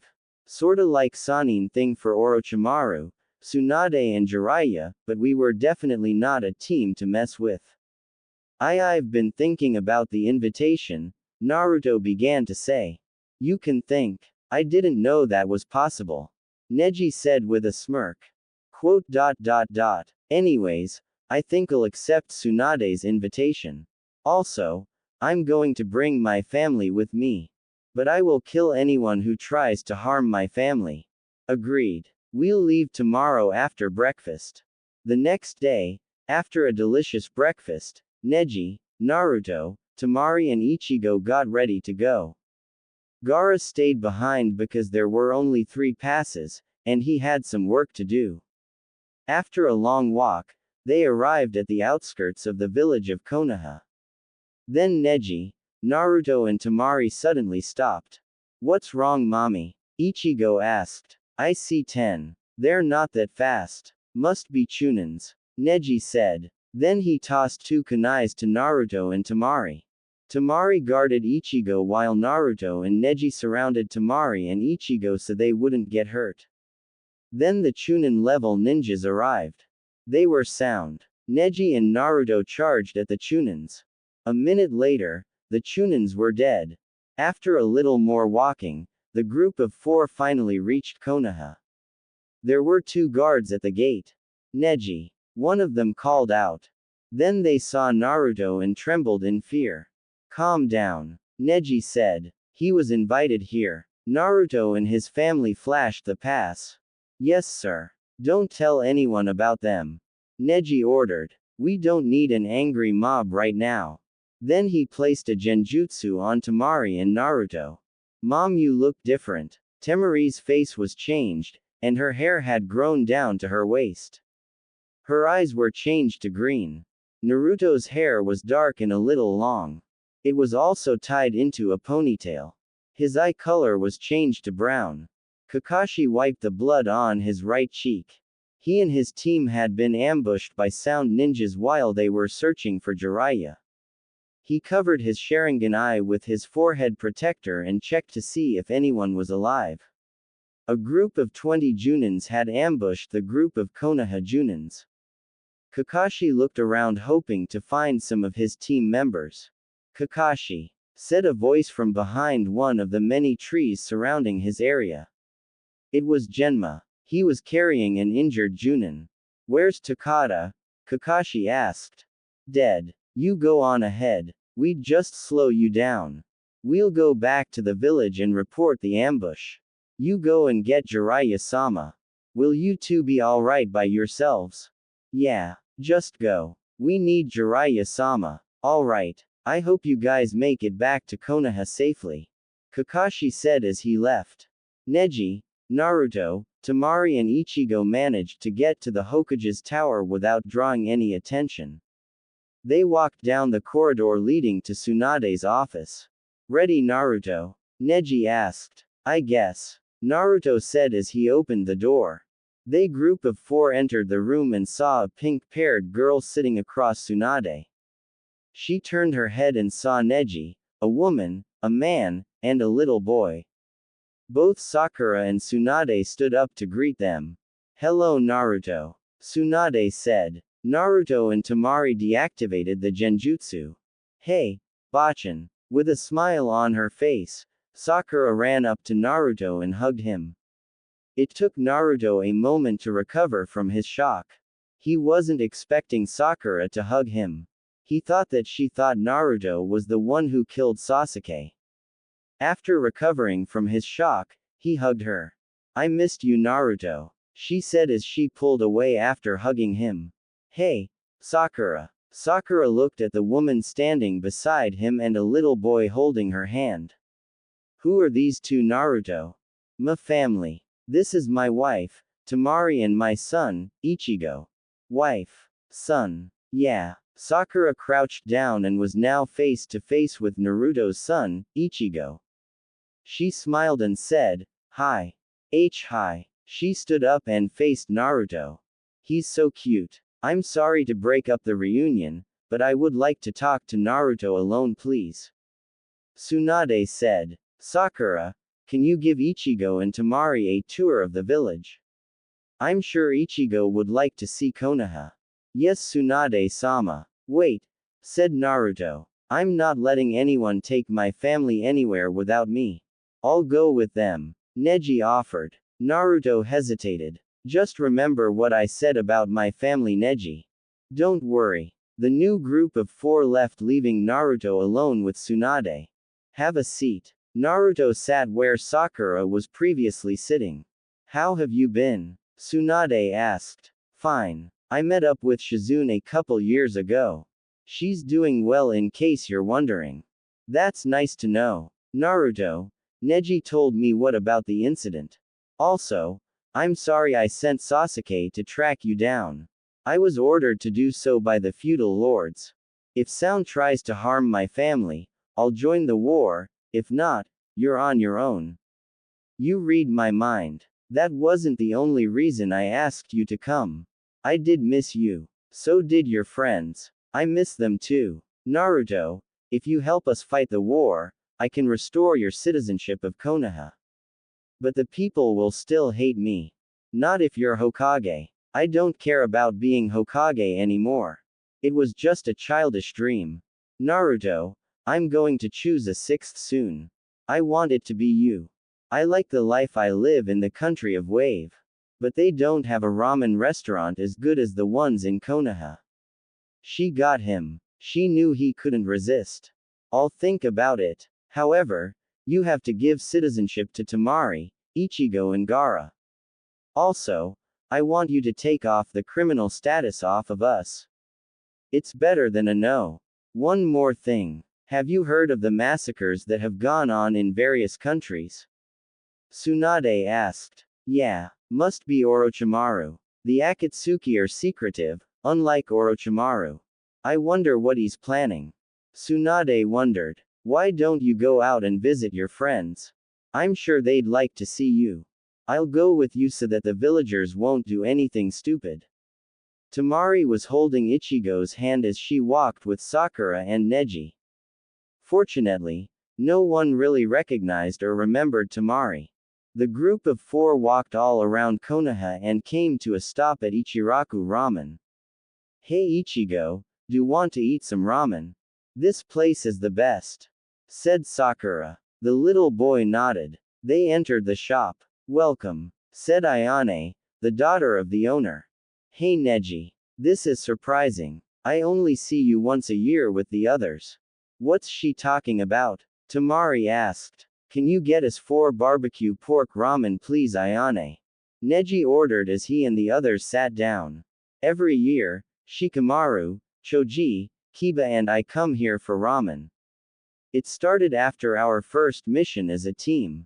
Naruto was there too. Every year, we came and had a bowl of ramen to celebrate our team's first successful mission. We came even though Naruto left. We always ordered one more bowl hoping that Naruto would smell it and come back. Ayane came back with the ramen and the 4 began to eat. Naruto tried to avoid the stares and glares, hey that rhymed. He was receiving from the villagers as he walked side by side with Tsunade. I wonder where they are, said Naruto as he looked around hoping to find his family. Why don't we take a break? Let's go to Ichiraku. I'm sure you'd like some ramen. Tsunade suggested. Liar. You just want some sake and a place to sit down. Naruto said. Tsunade smiled. You know me too well. They went to Ichiraku where they finally met up with Sakura, Temari, Neji, and Ichigo. Naruto took a seat next to Temari. Naruto, said the owner. You're back. I've missed you. Business was awful without you. Well, I'm back for now. So I'll have the usual 5 barbecue pork ramen coming right up. As he began to make a bowl of ramen for Naruto. Hey Ichigo, do you like the ramen? Sakura asked. Ichigo nodded with the biggest grin ever. He had already finished 2 bowls. He's definitely your son Naruto. Neji said. After enjoying the afternoon at Ichiraku Ramen, Naruto and his family decided that it was time to leave and go back to the village. Tsunade, Sakura, and Neji escorted Naruto and his family to the gates of Konoha. "I hope to see you again, Naruto," Tsunade said to him. "Maybe. Bye," Naruto said as he waved to his friends. Then he began walking home with his wife and son. "Naruto, watch out," Neji warned. A dozen shurikens appeared from the forest. Neji and Sakura threw their own shurikens to counter the ones thrown at Naruto and his family. 10 sound ninjas appeared from where the shurikens came from and charged at Ichigo and Temari. Naruto knocked 6 of them down, but the other 4 got past him. Sakura quickly took out 2 while Neji took out the last 2 just before they were about to harm Ichigo and Temari. "Are you alright?" Naruto asked his family. "Yeah, we're fine." Tsunade. Naruto turned to face her. "I accept your offer. Ero Junin. I know I rock JK. I am glad I got you to like a pairing other than Naruhina and Naruak. Personally, I hate Naruhina fics. There are too many of them. That and I hate Hinata. Uswamkai Hamdi. It was going to be a short FIC from the beginning. I could try to write a sequel. I just need some ideas. Cobra 100 THNX for the reviewing almost all the chapters even if you flamed me. Skuld Centauri 3 Naruto is 22 and Temari is 25. Everyone, THNX for reviews. I never expected this FIC to do so well. I'll try to hurry up with the next chapters. Till then, just wait. Go read other Naruto fics in my Naruto community. The link is on my profile. Mega Hellfire 2002. Didn't I already say before that my writing sucked? Well, I'm a really crappy writer. Plus I just write with E comes into mind. Maybe that's why PPL like it. The trip back to the country of Wave was silent and uncomfortable. Both Temari and Naruto said nothing to each other and kept quiet. Only Ichigo and the forest which surrounded them made a type of sound. After the long walk, the Uzumaki family finally reached the bridge. There awaited Gaara. "How did it go?" Gaara asked. Temari grabbed Ichigo's hand and walked past Gaara not saying anything. "What did do?" he asked Naruto. "I joined Konoha in their war against Sound." "Oh. That explains it. I assume Sound tried to attack Temari or Ichigo." "Yeah. What is she offering you?" "She'll remove our criminal statuses and give us citizenship in Konoha. Also, she offered me the position as the 6th Hokage. I thought you gave up that dream." "I did. I don't care about being Hokage anymore. My family is all that matters." "So when are you leaving?" "Tomorrow." "Should I go with you?" "No. I need you to protect them in this village. Also, I need you to stop Temari from coming to Konoha to try to help. It's too dangerous for her." "Alright. But you better come back alive. Temari won't be able to handle it if you die. And she's got a son to look after too." "I don't plan on dying anytime soon." Before they knew it, they had reached their home. Temari went into the kitchen and began making dinner while Ichigo went to play. After a silent dinner, Temari did the dishes. She went upstairs and stayed there. Naruto sat across Gaara on the dining table. "I've never seen her this mad," Naruto said. "That's because you've never done something like this. Gaara, I need you to take care of them if I don't come back." "You're coming back, so don't worry about it. I'm just saying that. I will. Don't worry. Just come back." "Good." Naruto got up from his seat and walked to his room slowly. He passed by Gaara, and went through the living room. He slowly walked up the stairs, his heart beating rapidly. The only thing he feared other than losing his family was Temari when she's mad. He approached the door and took a deep breath before entering. Temari's pav. Temari sat on the bed curled up in a ball, crying her eyes out. She was worried she might lose Naruto like she almost lost him when he fought Itachi. She heard the door open and immediately grabbed a kunai from the drawer and threw it at the door. Naruto's pav. Just as Naruto entered the room, a kunai was thrown at him. He managed to catch it. You should watch where you throw these. What if it was Ichigo? I aimed for your head and Ichigo isn't even 4 feet. Temari said. Can we talk? Naruto asked as he got closer to Temari. There's nothing to talk about. Temari said. This is something I've got to do. Why? You don't need to fight. You're not part of Konoha anymore. So why do you have to fight? I already told Tsunade that I'd help, and I don't take my words back. Besides, my friends are there. I can't let them fight alone. I can't let them die. Also, I want to get rid of Orochimaru so I won't have to worry about him trying to harm you and Ichigo. Why would he come after us? Because I've screwed up his plans many times already. I'm sure he'd like to get back at me. I almost lost you once. I don't want it to happen again. Naruto sat on the bed next to her. Temari moved away from him. Go sleep downstairs. I don't want to be near you right now. Temari said to Naruto without looking at him. Naruto got off the bed and walked to the door. He stopped at the door and turned to Temari. I love you. Then he left. If you love me, you wouldn't leave me. Temari said quietly after Naruto left the room. Soon after Naruto left, Ichigo came in. He was wearing his blue pajamas and had a teddy bear in his arms. What's wrong, mommy? Ichigo asked. Temari wiped the tears on her face. Nothing. Ichigo got onto the bed and sat next to Temari. Why aren't you sleeping? Temari asked. Is Daddy leaving us? Ichigo asked. I don't know. I hope he doesn't. It's not my fault, is it? Of course not. It's grown-up stuff. Temari was telling Ichigo a story about a hero from a village that hated him until Ichigo fell asleep. Then she gave him a kiss of his forehead and fell asleep next to him. The next morning, Naruto woke up and began packing. He had to sleep on the couch because of his argument with Temari the previous night. He walked back upstairs and opened the door. He saw his wife and his son. He saw what he thought was a beautiful sight. Then Temari woke up and quietly got out of bed trying not to wake up Ichigo. Temari left the room and went downstairs with Naruto. She made some coffee for the both of them. Neither of them spoke for a long time. The uncomfortable silence was finally broken by Temari. I want to go with you. No, it's too dangerous for you. Hey, I remember times when my brothers and I were stronger than you.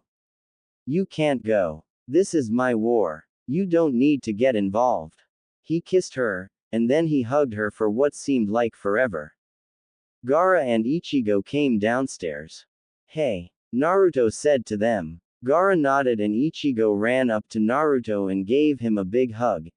Okay PPL, this is the part where you go. JK, hey Ichigo, Naruto said to him as he crouched down to Ichigo's height. Can you do me a favor? Sure, Dad, Ichigo said while trying to look tough. You're big and strong, so I need you to take care of your mommy for me, okay? Ichigo nodded. I'll definitely protect Mom, said in a determined tone which reminded Naruto of himself when he was a child. Naruto smiled. Good. I'll leave her in your care until I come back. Ichigo nodded. Naruto walked towards the door until he was stopped by Gaara. Take care, Gaara said. Naruto turned to face him and smiled. You're talking as if I'm going to die. I'll be back, okay? Don't worry. Then Naruto turned around and exited his house. As he began to walk to the bridge by himself, Temari came out of the house with her fan. Gaara and Ichigo followed. Wait, Temari said. I'm going with you. No, you can't go. I've already told you that this is my war. You can't stop me from going. Looks like I have no choice. Naruto walked up to her. He hugged her, then kissed her. I love you. Sorry. He whispered into Temari's ear before knocking her unconscious. Naruto grabbed her before she fell and handed her to Gaara. She'll wake up in a day or two. Take care of her. Make sure she doesn't come to Konoha. It's too dangerous for her. Oh, and I won't be coming back until she's not so pissed off. So, send me a message when she's not angry. She's scary when she's angry. So the great Uzumaki Naruto is afraid of his wife. Gaara said with an amused look on his face. Tell anyone and you die. Then Naruto began to walk to the bridge. When he got to the bridge, he saw a large crowd. It was the villagers. They had come to say goodbye and to wish him luck. They cheered for him, good luck Naruto. Come back soon. Go kick some butt. Naruto passed through the group of people and waved at them as he crossed the bridge which was named after him. He then began his journey back to Konoha. Tsunade was in a meeting with the elders of Konoha as well as some Junins. They were discussing strategies for the war against sound. Shikamaru was explaining some strategic plans he had for the war. They had spies within sound. They found out that sound was going to attack Konoha like they had done 10 years ago. Is there anything else someone would like to say before this meeting is over? Asked one of the elders. Yes, Tsunade said. I intend on choosing a Rokudaime. I will choose Naruto to be the next Hokage. One of the elders slammed his fist onto the round table. That's absurd. We can't let that monster become the next Hokage. It's my decision. I just thought I'd let you all know before he becomes Hokage. Tsunade yelled. One problem, said another member of the council. It was Neji. Hiashi was away on a mission and Neji had to take his place in the meeting. Uzumaki Naruto would never accept the position of Hokage. At least, not anymore. He's got his family in the country of Wave, and he's given up that dream. Tsunade had a sad face. She was hoping he would become the next Hokage. If no one has anything else to say, this meeting is over. We should make preparations for the war as soon as possible. Shikamaru, set up the defense perimeter.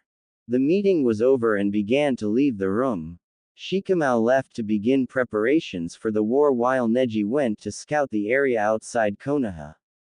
Tsunade wandered around the village. She saw that the villagers were happy even when they were threatened with war. She found a bar and had a couple bottles of sake. She sat alone, with a bottle of sake. She missed the old days when Shizune used to tell her she shouldn't be drinking so much and when Naruto was just a kid with the dream of becoming the next Hokage. I miss the good old days.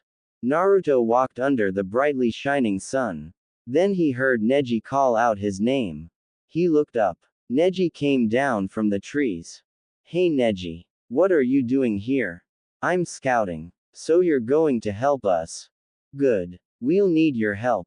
I could have asked Gaara to come but I need him to keep Temari and Ichigo safe. I see. Well, the village pretty close so we'll be there in a little bit. Shikamaru was planning the defense of Konoha. He went down to the gates to strengthen the defense. When he got there, he saw Neji and Naruto. Shikamaru ran over to them. Hey Naruto. Hey Shikamaru. Long time no see. I don't know if it's a good or bad thing that you're here. None of the plans I've come up with have you in it. I didn't know that you were gonna be here. Looks like I'll have to redo my plans. This is so troublesome. You lazy bum. The three ninjas went into town and got some ramen. They were soon joined by Choji, Kiba, and Akamaru. They talked about the old days and asked Naruto about the last 4 years. Naruto asked his friends about their last 4 years. Then a Chunin came and told Naruto to go see Tsunade. Naruto walked to the Hokage Tower, and his friends went to prepare for the war. He opened the door and entered. Thank you for helping us Naruto. Tsunade said to Naruto as he entered and sat across Tsunade. Well, I didn't want my friends to die. What did your family have to say about you joining us? Well, Gaara's at home with Temari and Ichigo and Temari. She's going to kill you when you get back after the war, right?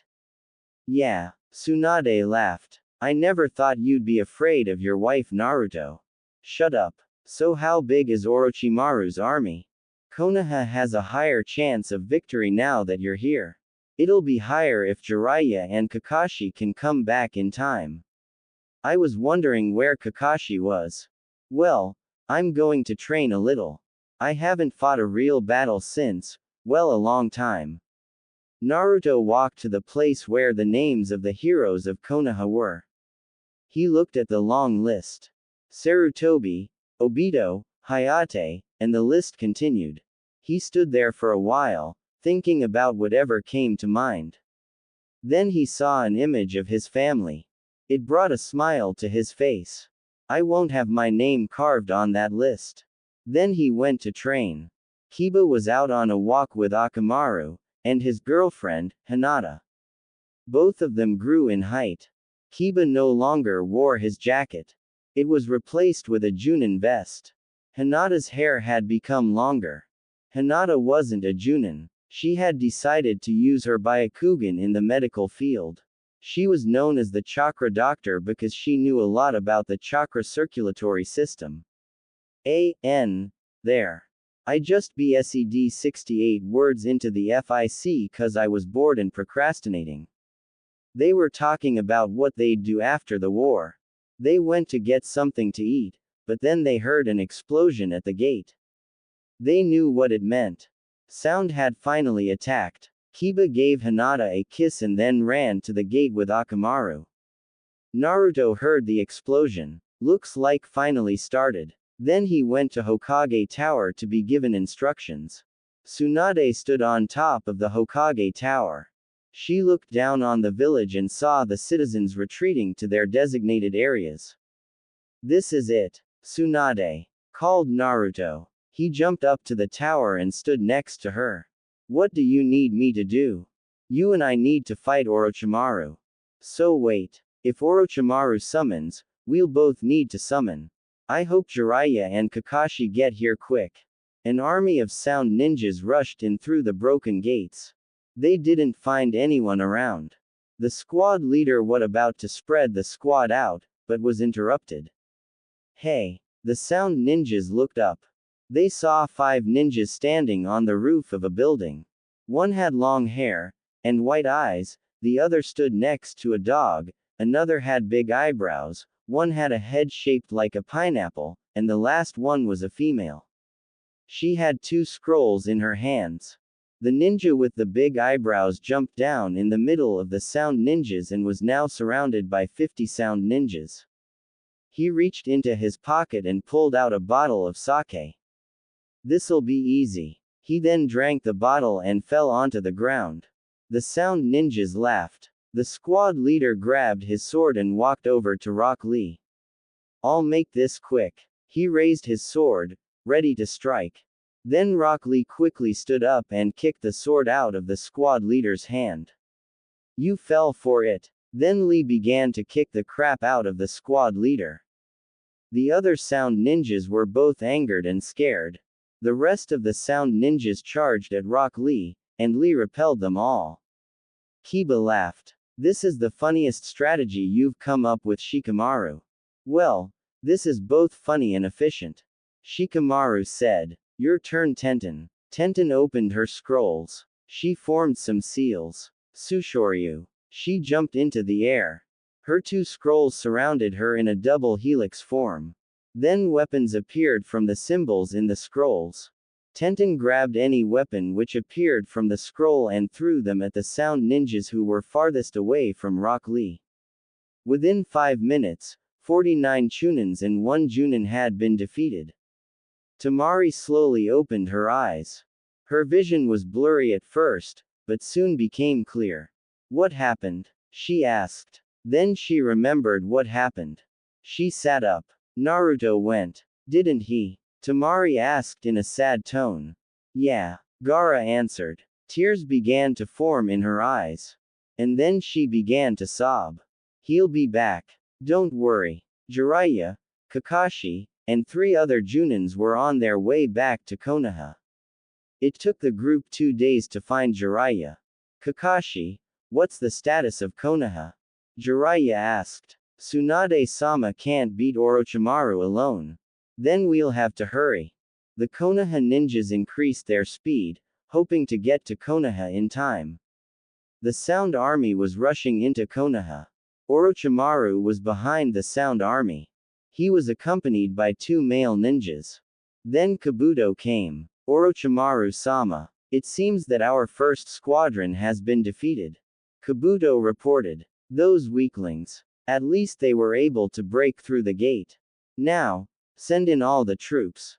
Destroy Konoha and kill everyone. Orochimaru ordered. All the Sound ninjas rushed in. Shikamaru, Kiba, Neji, and Tenten looked down and saw a drunken Lee kicking or punching anyone within range. Then they saw the Sound Army rush in. Well, it looks like it's time to get serious, said Shikamaru as he waved a flag. Hey guys, let's have a little competition, Kiba suggested. Oh, I'm listening, said Tenten. Let's see how many of them we can kill. Whoever kills the least has to buy us dinner after this battle, Kiba said with a grin. All right then, said Neji. Then he quickly jumped down to start fighting the Sound ninjas as they came in, while keeping his distance from Lee. Hey, no fair. I didn't say start, Kiba yelled at him. Let's go Akamaru. Then he and Akamaru, followed by Tenten, jumped down to kill as many Sound ninjas as they could.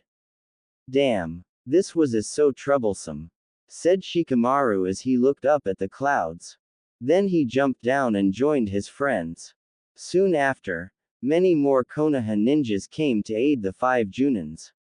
Naruto stood next to Tsunade. It's weird. Orochimaru hasn't summoned yet. You're right. Something's wrong. I can feel it. Then they heard another explosion far away from the main gate. The wall was destroyed by a big, purple snake. Crap. I was hoping he wouldn't summon that thing again, said Naruto. Looks like it's our turn. The 2 ninjas quickly went to where the snake was.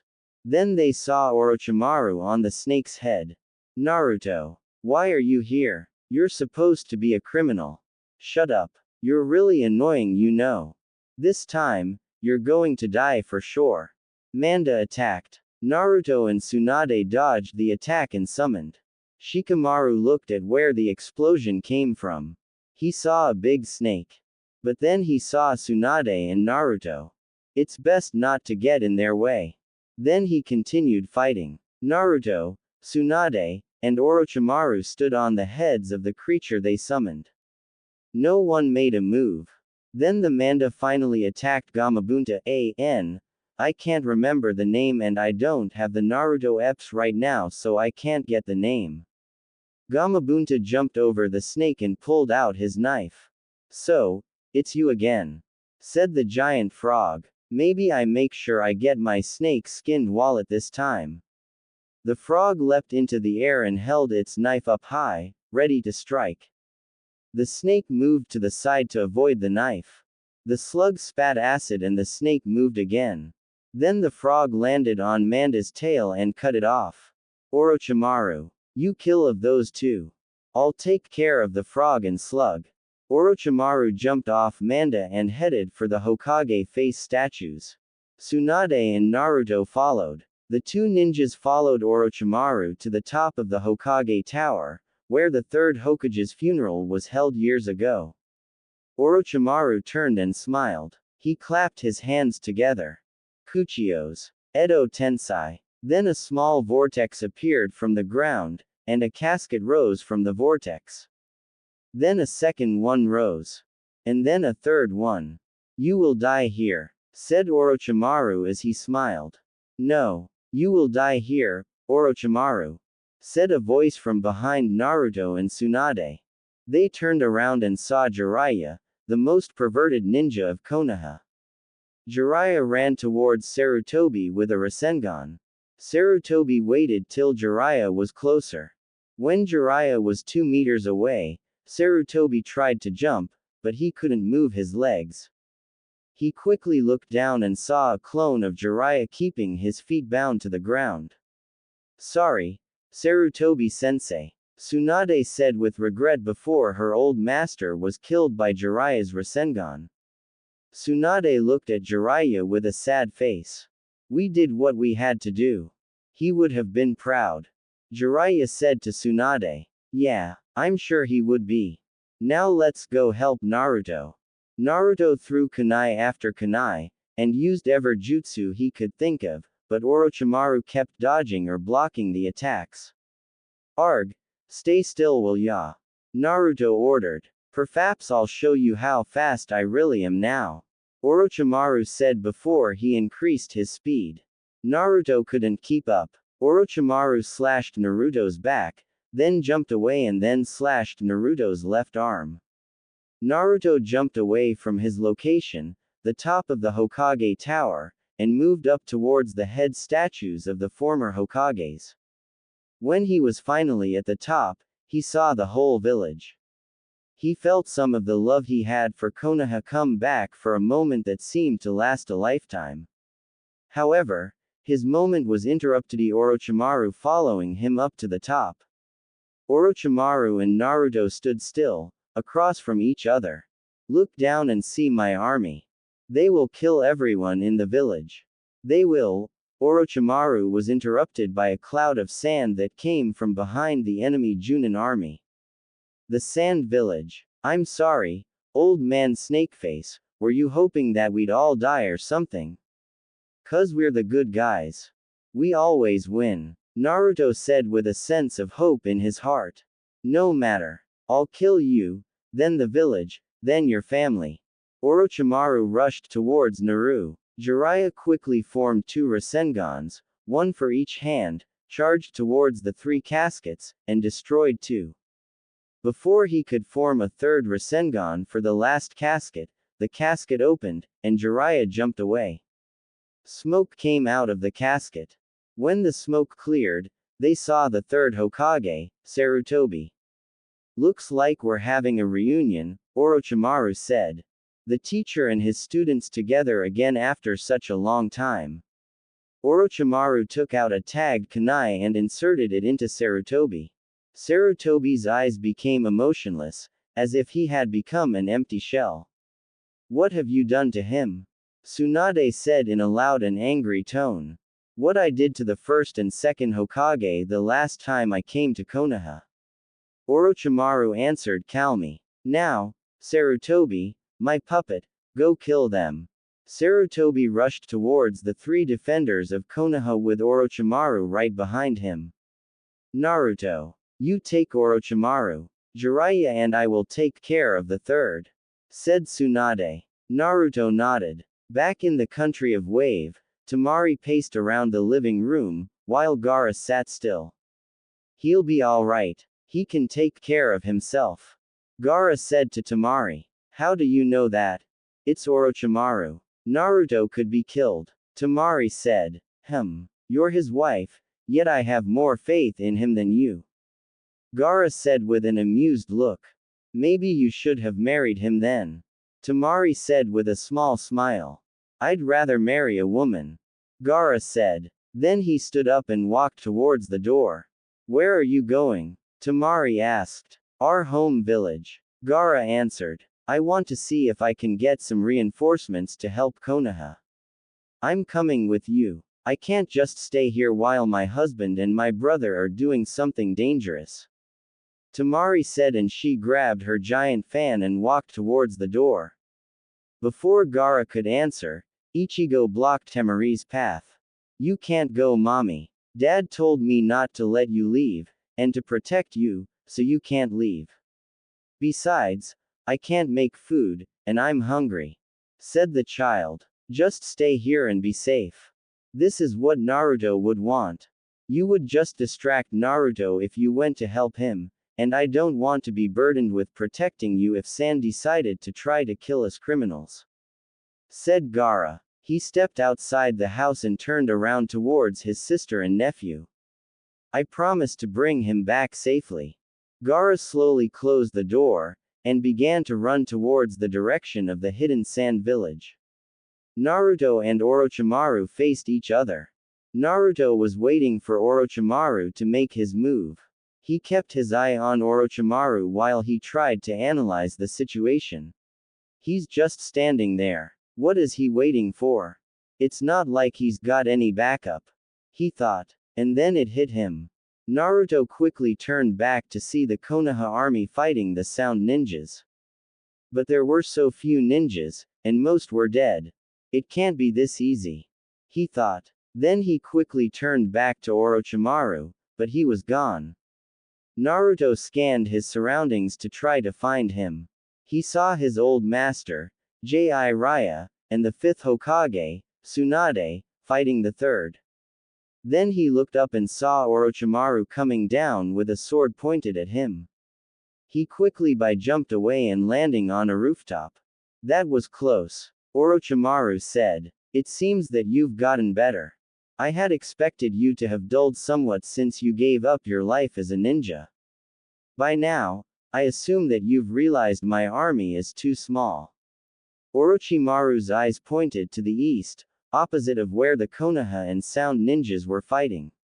Naruto turned his head to the east. In the distance he saw something headed towards Konoha. It was an army. A much larger army that outnumbered Konoha 2-1, and they were headed for the civilian hideouts. Then, Naruto heard chatter in the earpiece radio. All units. There's a large number of ninjas coming from the opposite side. All Junins regroup on the east side. Everyone else assist them once the Sound Ninjas on the west wall are taken care of. Shikamaru said through the radio. Naruto looked east and saw a large army inbound for Konoha. He looked west and saw Junins going east to engage the ninjas coming to reinforce Orochimaru. My new army is made of Junins. Konoha will fall, Orochimaru said with a sense of victory. Gaara was running in the desert. All that surrounded him was rocks and sand. He slowed down and stopped once he reached an area. He looked around. You can come out now, Gaara said to his empty surrounding.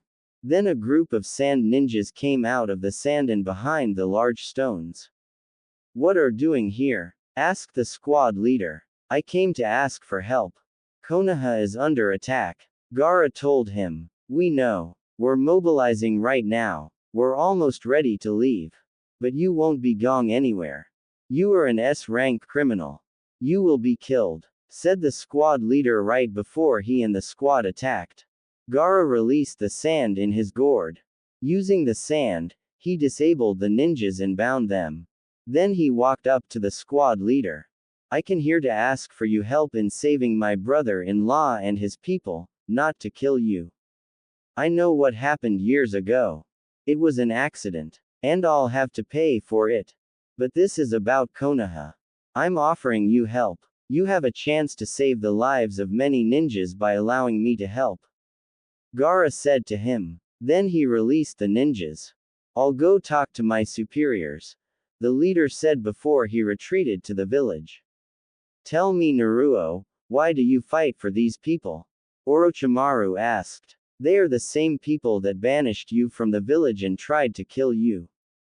Flashback. Naruto was in Tsunade's office. He looked out the window and saw the village making preparations for war. He didn't want to be there. He didn't want to leave Temari and Ichigo alone in the village while he was in Tsunade's office, unable to keep them safe. He turned around and realized he was standing right behind the Hokage's chair. He hesitates, but then he took a seat in the chair. Then the door opened and Tsunade came in, holding a file with her right hand. Comfortable? She asked. Naruto jumped out of the chair. I was just keeping your seat warm, he replied. Tsunade chuckled a bit before handing Naruto the file she was holding. You can have the seat after this war if you help, Tsunade said to him. She tried to bribe Naruto using his past goal of wanting to be a Hokage. That dream is dead. What's this? Naruto asked as he accepted the file. Something your father left behind. I found it after you left the village. Tsunade walked over to her chair and sat down. Naruto sat in the chair across from her and looked over the contents of the file. I'm not sure if you know this already or not, but your father was the fourth Hokage, one of Jiraiya's students, and Kakashi's teacher. He's also the reason you've got a demon in you. Tsunade explained. Is that why I've got the demon? Because I'm his son. Why didn't anyone tell me sooner? All my life, I thought I was chosen to contain the demon because I was just some abandoned orphan. That's how everyone treated me while I was growing up. Naruto continued to look through the file. He found a note attached to the end of the file. He detached it and read it. It said, "Dear Naruto, if you are reading this note, then he means that my seal has succeeded and you are the carrier of the nine-tailed demon.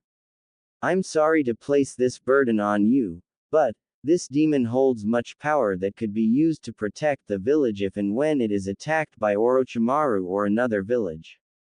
Your mother is gone, and soon, I will be too. We wish we could be there with you, to watch you grow up to be a great ninja. No matter what, please protect the village. I love you, son, and I'm proud of the man you will become, have become." Quote, "Your father entrusted you with the fate of the village. We need your help, Naruto. If you don't help, your friends will die, and Orochimaru will eventually see you as a potential host now that Sasuke is dead. Also, you're still a marked criminal, so you never know who's going to go after you and your family. You may be one of the world's greatest ninjas, but you're no watch for a whole village. If you won't fight for us, fight for your family. Stop him here and now, and keep your family safe." Tsunade said to him. End flashback. I figure I'd kill you now so that I won't have to deal with you later in life. Naruto said casually. Naruto jumped towards Orochimaru with a kunai. Orochimaru drew his sword from inside his body and stabbed Naruto in the heart with it, but Orochimaru realized that it was a decoy and jumped away from his position, looking all around for Naruto. Kakashi was rushing towards the west gate to intercept the Junins headed for the village. He jumped from one rooftop to another until he saw Kabuto, and stopped. Kabuto stood on a slightly higher rooftop facing him. I'm afraid you won't be going to the west gate anytime soon, Kabuto said with an overconfident look on his face. Kakashi lifted his headband to reveal his Sharingan. He then made the hand heals necessary to form his Chidori. You really think your little lightning ball can stop me? Kabuto asked, still being overconfident. Then Kabuto felt something sharp hit his chest. Actually, Kakashi said from behind. I do. Your Sharingan were Kabuto's last words just before he fell off the rooftop he was standing on. That was a lot easier than I thought, Kakashi said to himself before he began jumping towards the west again, followed by all the other Konoha Junins. Jiraiya and Tsunade were fighting their old master, Sarutobi, who had risen from the dead and turned into a puppet. Jiraiya charged at his master with a Rasengan while Tsunade followed Jiraiya from behind with her right first ready to strike. Jiraiya missed his attack and Tsunade came from behind and tried to hit Sarutobi, but she missed him as well. The old man's fast, said Jiraiya. Indeed. Jiraiya, do you remember attack pattern D1? Tsunade asked. Attack pattern D1, oh right. Oh, that's a good idea. I'll take point, said Jiraiya. Tsunade ran towards Sarutobi with Jiraiya right behind her. Tsunade tried to hit him, but Sarutobi evaded and then grabbed her arm, which made Tsunade smile.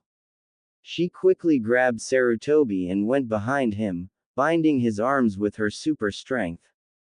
Now, Tsunade ordered, to head on with his sword. He stabbed Naruto in the lower abdomen and twisted the sword while watching Naruto scream in pain until Naruto started to laugh. What's so funny? Orochimaru asked. Look, Naruto said, titling his head down. Orochimaru's head also titled down, just like Naruto. I used Shikamaru's shadow technique to catch you. This is the end for you. You won't hurt anyone else anymore. Naruto formed a Rasengan with his hand while Orochimaru's arm mimicked Naruto's. Now die. Naruto commanded as he hit Orochimaru with his Rasengan.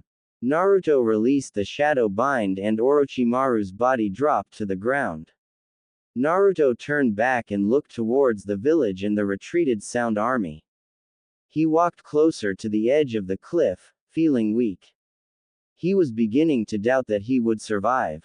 Naruto pulled the sword out and dropped it, which fell down the cliff. Can't die. Temari'll never forgive me for dying. Naruto said before he fell on his knees, which caused him to lose his balance, and he fell off the cliff. Tsunade and Jiraiya were rushing towards Naruto's location to help him fight Orochimaru. They saw Orochimaru die and came to a stop. He did it. Tsunade rejoiced. Good job, kid, said Jiraiya. Tsunade saw Naruto lose his balance and fall. Naruto. Both Tsunade and Jiraiya rushed to catch him. Jiraiya jumped from tower to tower hoping to reach Naruto in time. Jiraiya landed on the Hokage tower with one foot, but lost his balance and began to fall. Tsunade, from behind, grabbed Jiraiya's hand and tossed him towards Naruto. Jiraiya caught Naruto, and headed back to Tsunade immediately. He placed Naruto on the ground to let Tsunade check his pulse and chakra flow. He's alive, but we've got to get him to the hospital. Tsunade informed Jiraiya. Jiraiya carried Naruto on his back and rushed towards the hospital. Tsunade went ahead to prepare the emergency room. The old leader burst into the main lobby and yelled out, "Prepare an ER immediately." The nurses complied. A couple rushed to the ER to begin setting up for an operation, while two others fetched a stretcher to carry Naruto in once he arrived. There's no time for a stretcher. Just let Jiraiya carry Naruto. It'll be faster, Suan said to the nurses. When they all arrived in the ER, Naruto was placed on the operating table, and looked at Tsunade. Do your thing, he said to her. Then he looked at Naruto. Don't let me outlive you, kid, he said before leaving. It had been days since Gaara left to help Konoha. Temari stayed strong for her son. She tried not to show any weakness in front of him. She watched him play outside while crying her heart, and when her son was asleep, she'd cry quietly in her room, so that Ichigo wouldn't know. One morning, she went outside to the market near the village entrance with her son. She tried not to think of her husband as brother since it would only bring tears to her eyes. She felt the wind blow against her, and heard the wind chimes make their sounds. Ichigo turned his head right, towards the village entrance. He then hugged on his mother's hand. Mommy, look, Ichigo said. Temari complied. She turned her head and saw her husband accompanied by her brother and some ninjas. She ran towards Naruto and hugged him till he let out a small cry of pain. Ow, are you okay? Temari asked. Yeah, got stabbed again, so, just the usual injury. Her husband answered. Temari gave Naruto a kiss. I missed you. I thought I'd never see you again. I thought. Temari was interrupted by Naruto's lips on hers. Gaara walked over to Ichigo and picked him up, and walked towards their home. Come on, kid, let's go. You're too young for this. So, I killed the bad guy, got our names cleared, and saw my family again. All I need now is a bowl of ramen and one can die happy. Naruto said with a smile. Oh, right. By the way, I told Tsunade we're staying here. She was sad to see me go, but she'll get over it.